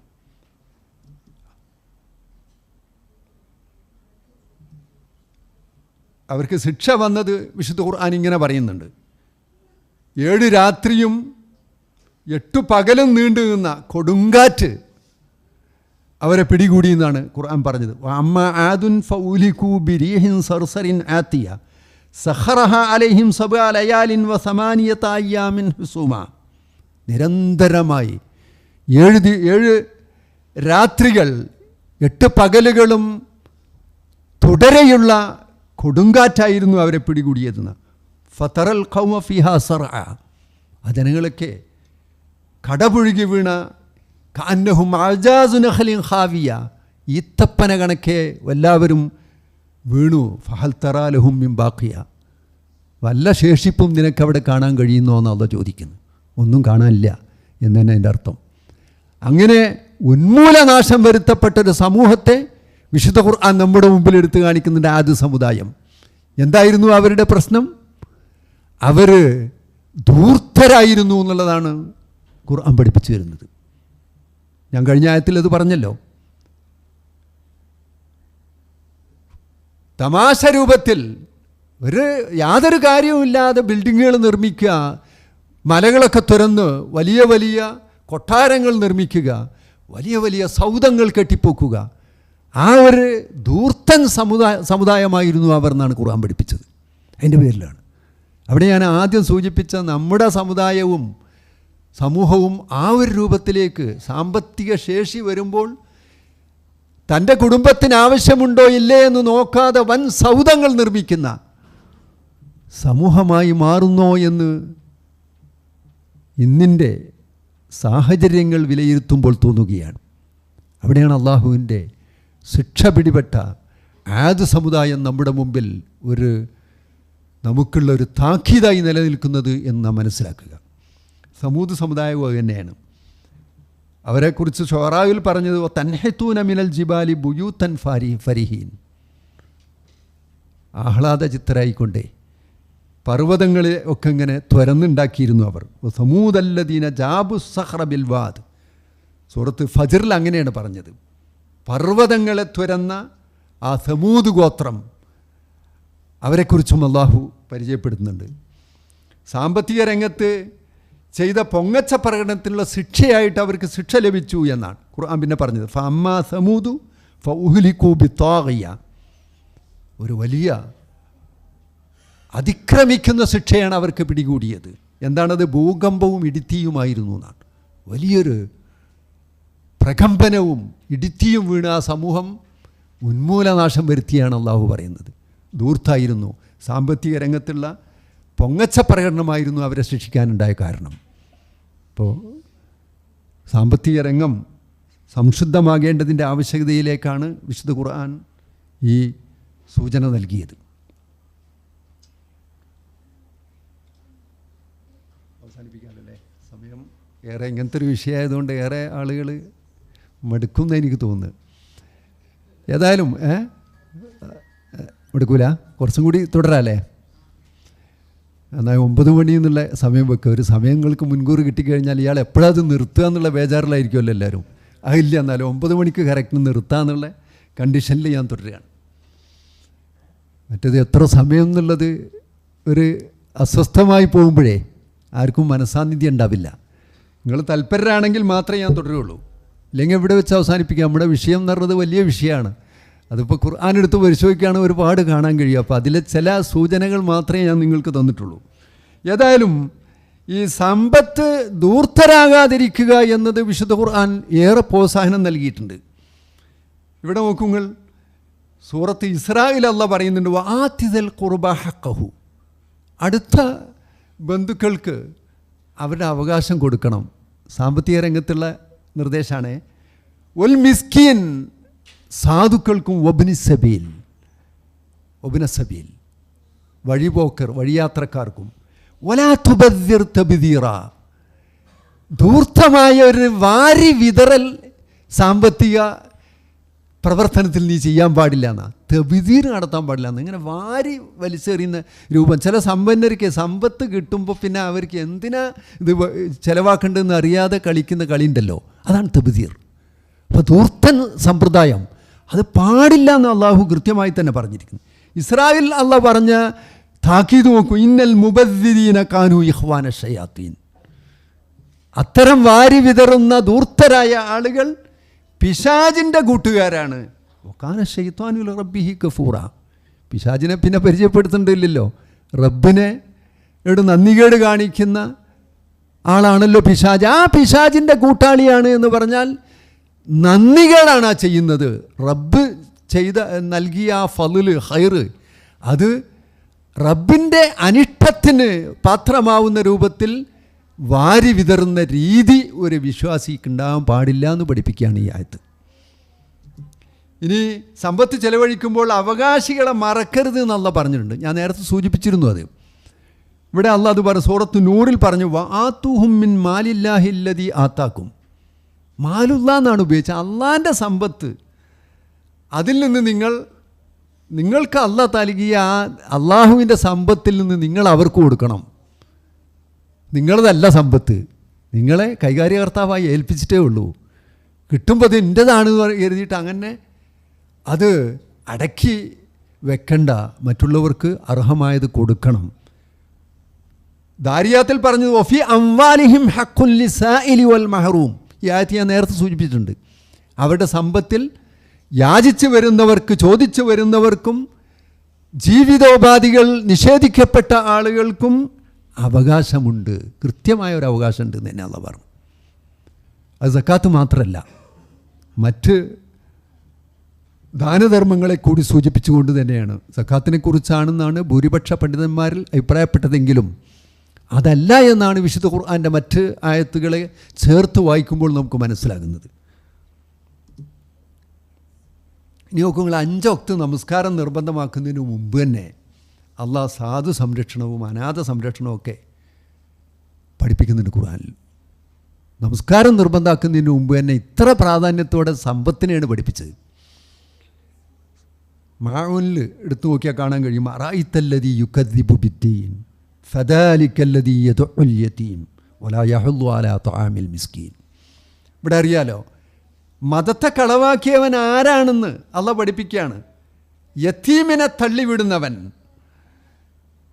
മിസ്കീനിൻ്റെ സാമ്പത്തിക സുരക്ഷയ്ക്ക് വേണ്ടി പ്രോത്സാഹനം നൽകാത്തവെന്ന, മിസ്കീന് കൊടുക്കാത്തവെന്നല്ല പറഞ്ഞത്, പ്രോത്സാഹനം കൊടുക്കാത്തവൻ. അത്രമാത്രം പ്രേരണ കൂടി അതിൻ്റെ ബാധ്യതയായിട്ട് എടുത്തു കാണിക്കുകയാണ്. സമ്പത്ത് ചെലവഴിക്കുക മാത്രമല്ല, സമ്പത്ത് ചെലവഴിക്കാനുള്ള പ്രോത്സാഹനം കൂടി ഉണ്ടാകണമെന്നാണ്. ഇത് നമസ്കാരമൊക്കെ പറയുന്നതിന് മുമ്പ് അള്ളാഹ് ഇത് പഠിപ്പിച്ചതിന് ശേഷമാണ് നമസ്കാരമൊക്കെ പഠിപ്പിച്ചത്. സമ്പത്തിന് അത്ര പ്രാധാന്യം വിശുദ്ധ ഖുർആൻ നൽകിയിട്ടുണ്ട് എന്നതാണ് നമുക്ക് കാണാൻ സാധിക്കുന്നത്. ഫജ്റിൽ പറഞ്ഞു, കല്ലാ ബല്ലാ തുക്രിമൂനൽ യതീം വലാ തഹാല്ലൂന അലാ തആമിൽ മിസ്കീൻ. യതീമുകളെ നിങ്ങൾ ആദരിക്കുന്നില്ല, മിസ്കീന്മാരുടെ ഭക്ഷണ കാര്യത്തിൽ നിങ്ങൾ ഒരിക്കലും പ്രോത്സാഹനം നൽകുന്നില്ല എന്ന് പറഞ്ഞ് ആക്ഷേപിക്കുകയാണ്. അപ്പോൾ ആ ആക്ഷേപം നമ്മുടെ നേർക്കാകാതിരിക്കാൻ നാം പരിശ്രമിക്കേണ്ടതുണ്ട്. വേറൊരുത്ത് വളരെ പ്രയാസകരമായ ചുരമാർഗം നിങ്ങൾ താണ്ടിക്കടന്നിട്ടില്ല എന്ന് പഠിപ്പിക്കുന്ന സൂറത്ത് ബലദിലെ ആയത്ത് കാണാൻ സാധിക്കും. വമാ അദ്റാക മൽ അഖബ ഫക്കു റഖബ ഔ ഇത്ആമുൻ ഫീ യൗമിൻ ദീ മസ്അബ യതീമൻ ദാ മക്റബ ഔ മിസ്കീനൻ ദാ മത്രബ. ഇവിടെ നോക്കുങ്ങൾ, ഏതാണ് ഏറ്റവും പ്രയാസകരമായ ഒരു മാർഗം എന്നുള്ള പഠിപ്പിക്കുക. ഒമാ അദ്റാക മൽ അഖബ, ആ ചുരമാർഗം എന്താണെന്ന് നിങ്ങൾക്കറിയുമോ? അതെന്താണ്? ഫക്കു റഖബ, റഖബത്തിനെ മോചിപ്പിക്കുക, അടിമയെ അല്ലെങ്കിൽ ബന്ധനത്തിൽപ്പെട്ട ആളെ ആ ബന്ധനത്തിൽ നിന്ന് ഒഴിവാക്കി കൊടുക്കുക. ഔ ഇത്ആമുൻ ഫീ യൗമിൻ ദീ മസ്അബ, സാമ്പത്തിക പ്രയാസമനുഭവിക്കുന്ന ദിനങ്ങളിൽ ഭക്ഷിപ്പിക്കാനുള്ള പ്രോത്സാഹനം.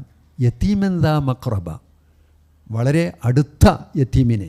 ഔ മിസ്കീനെന്താ മത്രബ, അല്ലെങ്കിൽ മണ്ണ് പുരണ്ട എന്ന് പറഞ്ഞാൽ വളരെ ദാരിദ്ര്യത്തിൽ കഴിയുന്ന മിസ്കീനെ പ്രോത്സാഹിപ്പിക്കുക, അവർക്ക് വേണ്ടി സഹായം ചെയ്യുക എന്നുള്ള ഇത്ആം, അവരെ ഭക്ഷിപ്പിക്കുക എന്ന് തന്നെയാണല്ലോ പറഞ്ഞത്. അപ്പോൾ അത്രമാത്രം പ്രാധാന്യം വിശുദ്ധ ഖുർആൻ ഈ മേഖലകൾക്കൊക്കെ നൽകിയിട്ടുണ്ട്. വിശ്വാസികളെ സംബന്ധിച്ചിടത്തോളം ആ മേഖലകളെ ഏറെ ശ്രദ്ധിക്കേണ്ടതുണ്ട് എന്നാണ് അവിടെ പഠിപ്പിക്കുന്നത്. ഹാഖയിൽ, സൂറത്ത് ഹാഖയിൽ അല്ലാഹ് പറഞ്ഞത് പരലോകത്ത് വെച്ചുള്ള ആ സാമ്പത്തിക രംഗത്ത് അശ്രദ്ധമായ ആളുകളുടെ വിലാപമാണ്. മാ ആന അന്നി മാലിയ, എൻ്റെ സമ്പത്തൊന്നും എനിക്ക് ഉപകരിച്ചില്ല. ഹലക അന്നി സുൽത്താനിയ, എൻ്റെ ആ ആധിപത്യം അധികാരമൊക്കെ നശിച്ചുപോയി എന്ന് പറഞ്ഞ് വിലപിക്കുന്ന ഒരാളെക്കുറിച്ച് ഖുർആനിത നമ്മുടെ മുമ്പിൽ എടുത്തു കാണിക്കുന്നു. എന്നിട്ട് അല്ലാഹ് പറയുന്നു, ഖുദൂഹു ഫഗുല്ലൂഹു, പിടിക്കവനെ, കെട്ടവനെ. സുമ്മൽ ജഹീമ സല്ലൂഹു, പിന്നെ നരകത്തിലേക്ക് അവനെ പ്രവേശിപ്പിച്ചോളൂ. സുമ്മ ഫീ സിൽസിലത്തിൻ ദർഉഹാ സബഊന ദിറാഅൻ ഫസ്ലുകൂഹു, 70 മുഴം നീളമുള്ള ചങ്ങലകളിൽ അവനെ ബന്ധിച്ചോളൂ എന്ന് നിർദ്ദേശിക്കുന്നത് കാണാൻ സാധിക്കും. എന്താ പ്രശ്നം? സാമ്പത്തിക രംഗത്ത് സൂക്ഷ്മത കാണിച്ചില്ല, അതാണ് ആ സൂക്ഷ്മത കാണിക്കാത്തതിനെക്കുറിച്ചാണ് അവൻ വിലപിക്കുന്നു. ഹലക് മാ അഗ്നാ മാലിയ, തൻ്റെ സമ്പത്ത് എനിക്കെല്ലാം നൽകുന്നു വിചാരിച്ച് നടന്നവനാണ്. പക്ഷെ ആ സമ്പത്തൊന്നും ഒരു ഉപകാരവും ചെയ്തില്ല എന്ന് അവിടെ ചെന്നിട്ട് പറഞ്ഞു. അള്ളാൻ്റെ അടുത്ത് എത്തുമ്പോൾ പറയാണ്, ഞാൻ ഒരുപാട് സമ്പത്തുണ്ടായിരുന്നു, പക്ഷെ മാ അഗ്നാ മാലിയ ഹലക അന്നി സുൽത്താനിയ. നാട്ടിൽ വലിയ സമ്പന്നൻ എന്നുള്ളവർക്ക് എല്ലാവരുടെ അടുത്തും വലിയ മഹലിലൊക്കെ വലിയ ആളായിട്ടായിരുന്നു അയാളെക്കുറിച്ച് ജനങ്ങൾ പറയാറുള്ളത്. പക്ഷേ ആ സുൽത്താൻ, ആ ആധിപത്യമൊക്കെ നശിച്ചു പോയി. എനിക്ക് ഈ ധനമൊന്നും ഉപകരിച്ചില്ല എന്ന് പറയും. കാരണം ഉപകാരപ്രദമായ ഒന്നിലും അവൻ ചെലവഴിക്കാൻ തയ്യാറില്ലായിരുന്നു. അങ്ങനെ വിലപിക്കുന്ന ഒരു രംഗം നാളെ പരലോകത്തുണ്ടാകാൻ പോകുന്നു എന്ന് ഖുർആൻ പഠിപ്പിക്കുന്നുണ്ട്. അതുകൊണ്ട് തന്നെ കുല്ലു നഫ്സിൻ ബിമാ കസബത്ത് റഹീന, ഖുർആൻ പഠിപ്പിക്കുന്ന മറ്റൊരു കാര്യമാണ് മുദ്ദസിറിൽ. ഓരോ നഫ്സും താൻ സമ്പാദിച്ചതിൻ്റെ പണയവസ്തുവാണെന്ന് അള്ളാഹു പറഞ്ഞത്. ആ പണയവസ്തുവായി നാം മാറുമോ ഇല്ലേ എന്ന്, നമ്മുടെ സമ്പാദ്യത്തിൻ്റെ പണയവസ്തുവായി നാം മാറാതിരിക്കാൻ.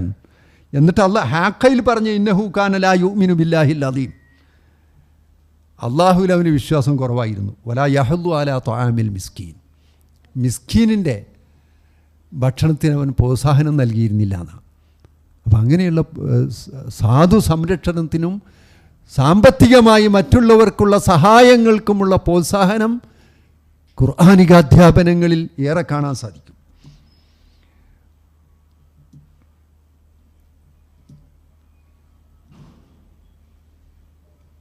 മറ്റിടത്ത് സൂറത്ത് മുദ്ദസിറിൽ മാ സലക്കക്കും ഫി സഖർ എന്നുള്ള ചോദിക്കുന്നുണ്ട്. ഈ സഖറിൽ, നരകത്തിൽ നിങ്ങളെ പ്രവേശിപ്പിക്കാൻ കാരണമായത് എന്ത് എന്ന് നാളെ പരലോകത്തു നിന്ന് മലായിക്കത്തുകൾ ചോദിക്കുന്ന രംഗമാണെന്നും പറയുന്നുണ്ട്. അപ്പോൾ അവർ പറയുന്ന മറുപടി കാലു ലംനക്കു മിനൽ മുസല്ലീൻ, ഞങ്ങൾ നിസ്കരിച്ചിരുന്നില്ല, നിസ്കാരം ഞങ്ങൾക്ക് അത്ര വിഷയമായിരുന്നില്ല. എന്നിട്ട് പറയുന്നു വലം നക്കു നുതഇമുൽ മിസ്കീൻ, ഞങ്ങൾ മിസ്കീന്മാരെ ഭക്ഷിപ്പിച്ചിരുന്നുമില്ല, സമ്പത്തൊക്കെ കെട്ടിപ്പൂട്ടി വെച്ചിരുന്നു, ആർക്കും നൽകിയിരുന്നില്ല. ശരിക്കും സമ്പത്ത് ചെലവഴിക്കുന്ന ആളുകൾക്കുള്ള പ്രോത്സാഹനം വിശുദ്ധ ഖുർആനിൽ സൂറത്ത് ബഖറയിൽ കാണാൻ സാധിക്കും. അതിങ്ങനെയാണ്, മസലുല്ലദീന യുൻഫിഖൂന അംവാലഹും ഫീ സബീലില്ലാഹി കമസലി ഹബ്ബ, ഒരു ധാന്യ വിത്ത് പോലെയാണെന്ന് അള്ളാഹ് പറഞ്ഞത്. എന്താണ് ആ ധാന്യവിത്തിൻ്റെ പ്രത്യേകത? അമ്പത്തത്ത് സബ്അ സനാബില, 7 കതിർക്കുലകൾ ഉൽപ്പാദിപ്പിച്ച ഒരു ധാന്യവിത്ത്. ഫി കുല്ലി സുംബുലത്തിൻ മിഅത്തു ഹബ്ബ, ഓരോ സുംബുലത്തിലും ഓരോ കതിറിലും 100 ധാന്യമണികളുണ്ട്. അപ്പോൾ 700 ധാന്യമണികൾ ഉൽപ്പാദിപ്പിക്കുന്ന ഒരു ധാന്യമണിയെക്കുറിച്ചാണ് അള്ളാഹു അതിനെ ഉപമിച്ചത്. അള്ളാഹുവിൻ്റെ മാർഗത്തിൽ ചെലവഴിക്കുന്ന, സമ്പത്ത് ചെലവഴിക്കുന്ന ആളുകൾ ഒരു നാണയം ചെലവഴിക്കുമ്പോൾ 700 നാണയം, 1 രൂപ ചെലവഴിക്കുമ്പോൾ 700 രൂപ ചെലവഴിച്ചതിൻ്റെ 700 ഇരട്ടി പ്രതിഫലമാണ് വിശുദ്ധ ഖുർആൻ വാഗ്ദാനം ചെയ്യുന്നത്. വല്ലാഹു യുളാഇഫു ലിമൻ യശാ എന്ന് അത്ര അതിൽ ചുരുക്കണ്ടെന്ന് അള്ളാഹ് പറഞ്ഞു. അള്ളാഹു അവൻ ഉദ്ദേശിക്കുന്നവർക്ക് ഇരട്ടിക്കിരട്ടിയായി കൊടുക്കപ്പെടും. വല്ലാഹു വാസിഉൻ അലീം, അള്ളാഹു വിശാല മനസ്കനും അഗാധജ്ഞനുമാണല്ലോ. അപ്പോൾ അള്ളാഹുവിൻ്റെ വിശാലത നമ്മുടെ മുമ്പിൽ എടുത്ത് കാണിക്കുന്നുണ്ട്. നിങ്ങൾ സമ്പത്ത് ചെലവഴിക്കാൻ തയ്യാറുണ്ടെങ്കിൽ അത് 700 ഇരട്ടി പറഞ്ഞിട്ട് അവിടെ നിർത്തിയില്ല. അള്ളാഹ് ഉദ്ദേശിക്കുന്നവർക്ക് ഇരട്ടിക്കിരട്ടിയായി കൊടുക്കും. ഇതൊരു ചെറിയ രൂപമാണ് ആ പറഞ്ഞത്. 1 രൂപയ്ക്ക് 700 രൂപ കിട്ടുന്ന, 1ന് 700 ഇരട്ടി പ്രതിഫലം. അത്രമാത്രം പ്രതിഫലമാണ് സാമ്പത്തിക രംഗത്ത് ദാനധർമ്മങ്ങൾക്കും സമ്പത്ത് മറ്റുള്ളവരുടെ ഉന്നമനത്തിനും വേണ്ടി ചെലവഴിക്കുമ്പോൾ ലഭിക്കുന്നത് എന്ന പ്രോത്സാഹനം വിശുദ്ധ ഖുർആൻ നമ്മുടെ മുമ്പിൽ കൃത്യമായി തന്നെ എടുത്തു കാണിക്കുന്നുണ്ട്. ഇതിലേറെ വലിയ എന്ത് സമ്മാനമാണ് അള്ളാഹു നമുക്ക് നൽകാനുള്ളത്? ആലോചിച്ച് നോക്കൂ. സമ്പത്ത് ചെലവഴിക്കാനുള്ള ആ പ്രോത്സാഹനം നാം ഉൾക്കൊള്ളുകയും നമ്മുടെ സമ്പത്ത് നമുക്ക് നാളെ എൻ്റെ സമ്പത്ത് എനിക്ക് ഉപകരിച്ചില്ല എന്ന് പറയുന്ന അവസ്ഥ ഇല്ലാതിരിക്കാനുമുള്ള ആ സാമ്പത്തിക സംശുദ്ധിയിലേക്ക് നമ്മെ മാറ്റാനുള്ള വിശുദ്ധ ഖുർആൻ്റെ ഈ ആഹ്വാനം അത് ഉൾക്കൊള്ളുക. ഹലാലായത് മാത്രം സമ്പാദിക്കാനുള്ള പ്രോത്സാഹനം, സാമ്പത്തിക അച്ചടക്കം പാലിക്കാനുള്ള കാര്യങ്ങൾ, അതൊക്കെ ഞാൻ സൂചിപ്പിച്ചിരുന്നു. അള്ളാഹുവിൻ്റെ മാർഗത്തിൽ ധനം ചെലവഴിക്കാതിരിക്കുക എന്നത് ഏറ്റവും വലിയ അപകടകരമായ രംഗമായിട്ടാണ് വിശുദ്ധ ഖുർആൻ നമ്മുടെ മുമ്പിൽ വരച്ചു കാണിച്ചത്. ആ രംഗം ശ്രദ്ധിക്കുകയും അങ്ങനെ നമ്മുടെ സമ്പത്ത് സംശുദ്ധമാകണമെന്ന നിർബന്ധ ബുദ്ധി വിശ്വാസികൾക്ക് ഉണ്ടാകണമെന്നാണ് പറയാനുള്ളത്. ജനങ്ങളുടെ ബുദ്ധിമുട്ടുകളെ ചൂഷണം ചെയ്ത് മടിശീല വീർപ്പിക്കുന്ന പ്രവർത്തനം ഭൂഷണമല്ല എന്ന് പഠിപ്പിക്കുന്ന ഒരായത്ത് ഞാൻ നേരത്തെ സൂചിപ്പിച്ച വല്ലദീന യക്നിസൂന ദഹബ വൽ ഫിദ്ദ, ആ ആയത്തിൻ്റെ ആരംഭം ഇങ്ങനെയാണ്.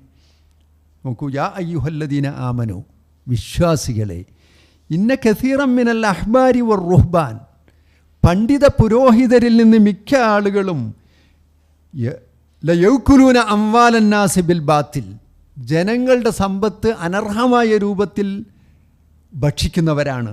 യസുദ്ദൂന അൻ സബീലില്ല, അള്ളാഹുവിൻ്റെ മാർഗത്തിൽ നിന്ന് അവർ തടയുകയും ചെയ്യുന്നു. ആ ഒരു ചൂഷണത്തെ അള്ളാഹു കൃത്യമായി എടുത്തു കാണിക്കുന്നുണ്ട്. സാമ്പത്തിക രംഗത്തുള്ള ചൂഷണമാണല്ലോ.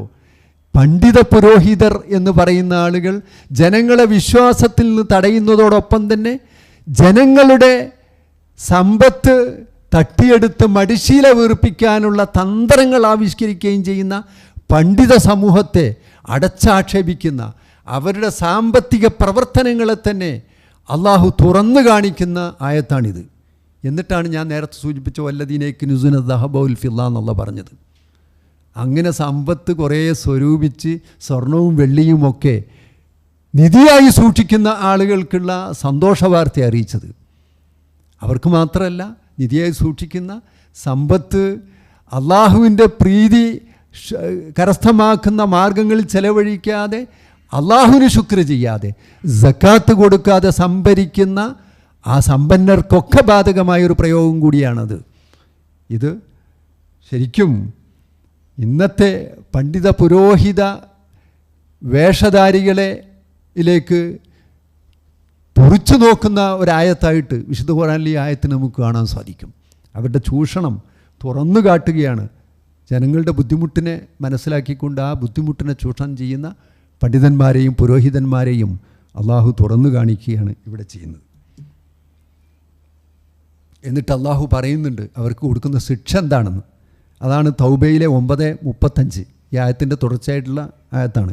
യൗമ യുഹ്മ അലൈഹ ഫീ നാരി ജഹന്നം ഫതുഖ്വാ ബിഹാ ജിബാഹുഹും വജുനൂബുഹും വദുഹൂറുഹും ഹാദാ മാ കനസ്തും ലിഅൻഫുസികും ഫദൂഖൂ മാ കുന്തും തക്നിസൂൻ. ആ സ്വർണവും വെള്ളിയൊക്കെ നാളെ അള്ളാഹ് പഴുപ്പിക്കുന്നതാണ്. നരകത്തീയിലിട്ടിട്ട് അത് പഴുപ്പിക്കും. എന്നിട്ട് ഫതുഖ്വാ ബിഹാ, അതുകൊണ്ട് ഇസ്തിരി വെച്ച് കൊടുക്കുന്നതാണ്, ചൂട് വെച്ച് കൊടുക്കും. ജിബാഹുഹും വജുനൂബുഹും വദുഹൂറുഹും, അവരുടെ മുതുകിലും അവരുടെ പാർശ്വഭാഗങ്ങളിലും നെറ്റിത്തടങ്ങളിലുമൊക്കെ ആ സ്വർണവും വെള്ളിയും പഴുപ്പിച്ച് ചൂട് വെച്ച് കൊടുക്കുകയാണ്, ഇസ്തിരി വെച്ച് കൊടുക്കുകയാണ്.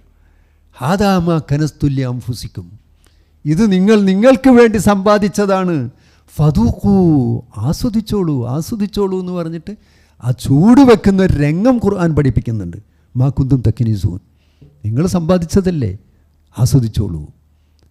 ഈ ഒരു താക്കീത് നമ്മിലേക്കാകരുത്, നമ്മോടാകരുത്. അതിന് നമ്മുടെ ബാധ്യത, സമ്പത്തുമായുള്ള നമ്മുടെ ബാധ്യത കൃത്യമായി നിർവഹിക്കാൻ, സൂക്ഷ്മതയോടെ സമ്പത്തിനെ കൈകാര്യം ചെയ്യാൻ, അള്ളാഹുവിന് ശുക്ർ ചെയ്തുകൊണ്ട് നമ്മുടെ സാമ്പത്തിക പ്രവർത്തനങ്ങൾ സൂക്ഷ്മമാക്കി സംശുദ്ധമായ ഒരു സാമ്പത്തിക വ്യവസ്ഥ നമ്മുടെ ജീവിതത്തിലേക്ക് കൊണ്ടുവരാൻ ശ്രമിക്കുക. അതിന് അള്ളാഹു അനുഗ്രഹിക്കുമാറാകട്ടെ എന്ന് പ്രാർത്ഥിച്ചുകൊണ്ട് ഈ വാക്കുകൾ ഉപസംഹരിക്കുന്നു.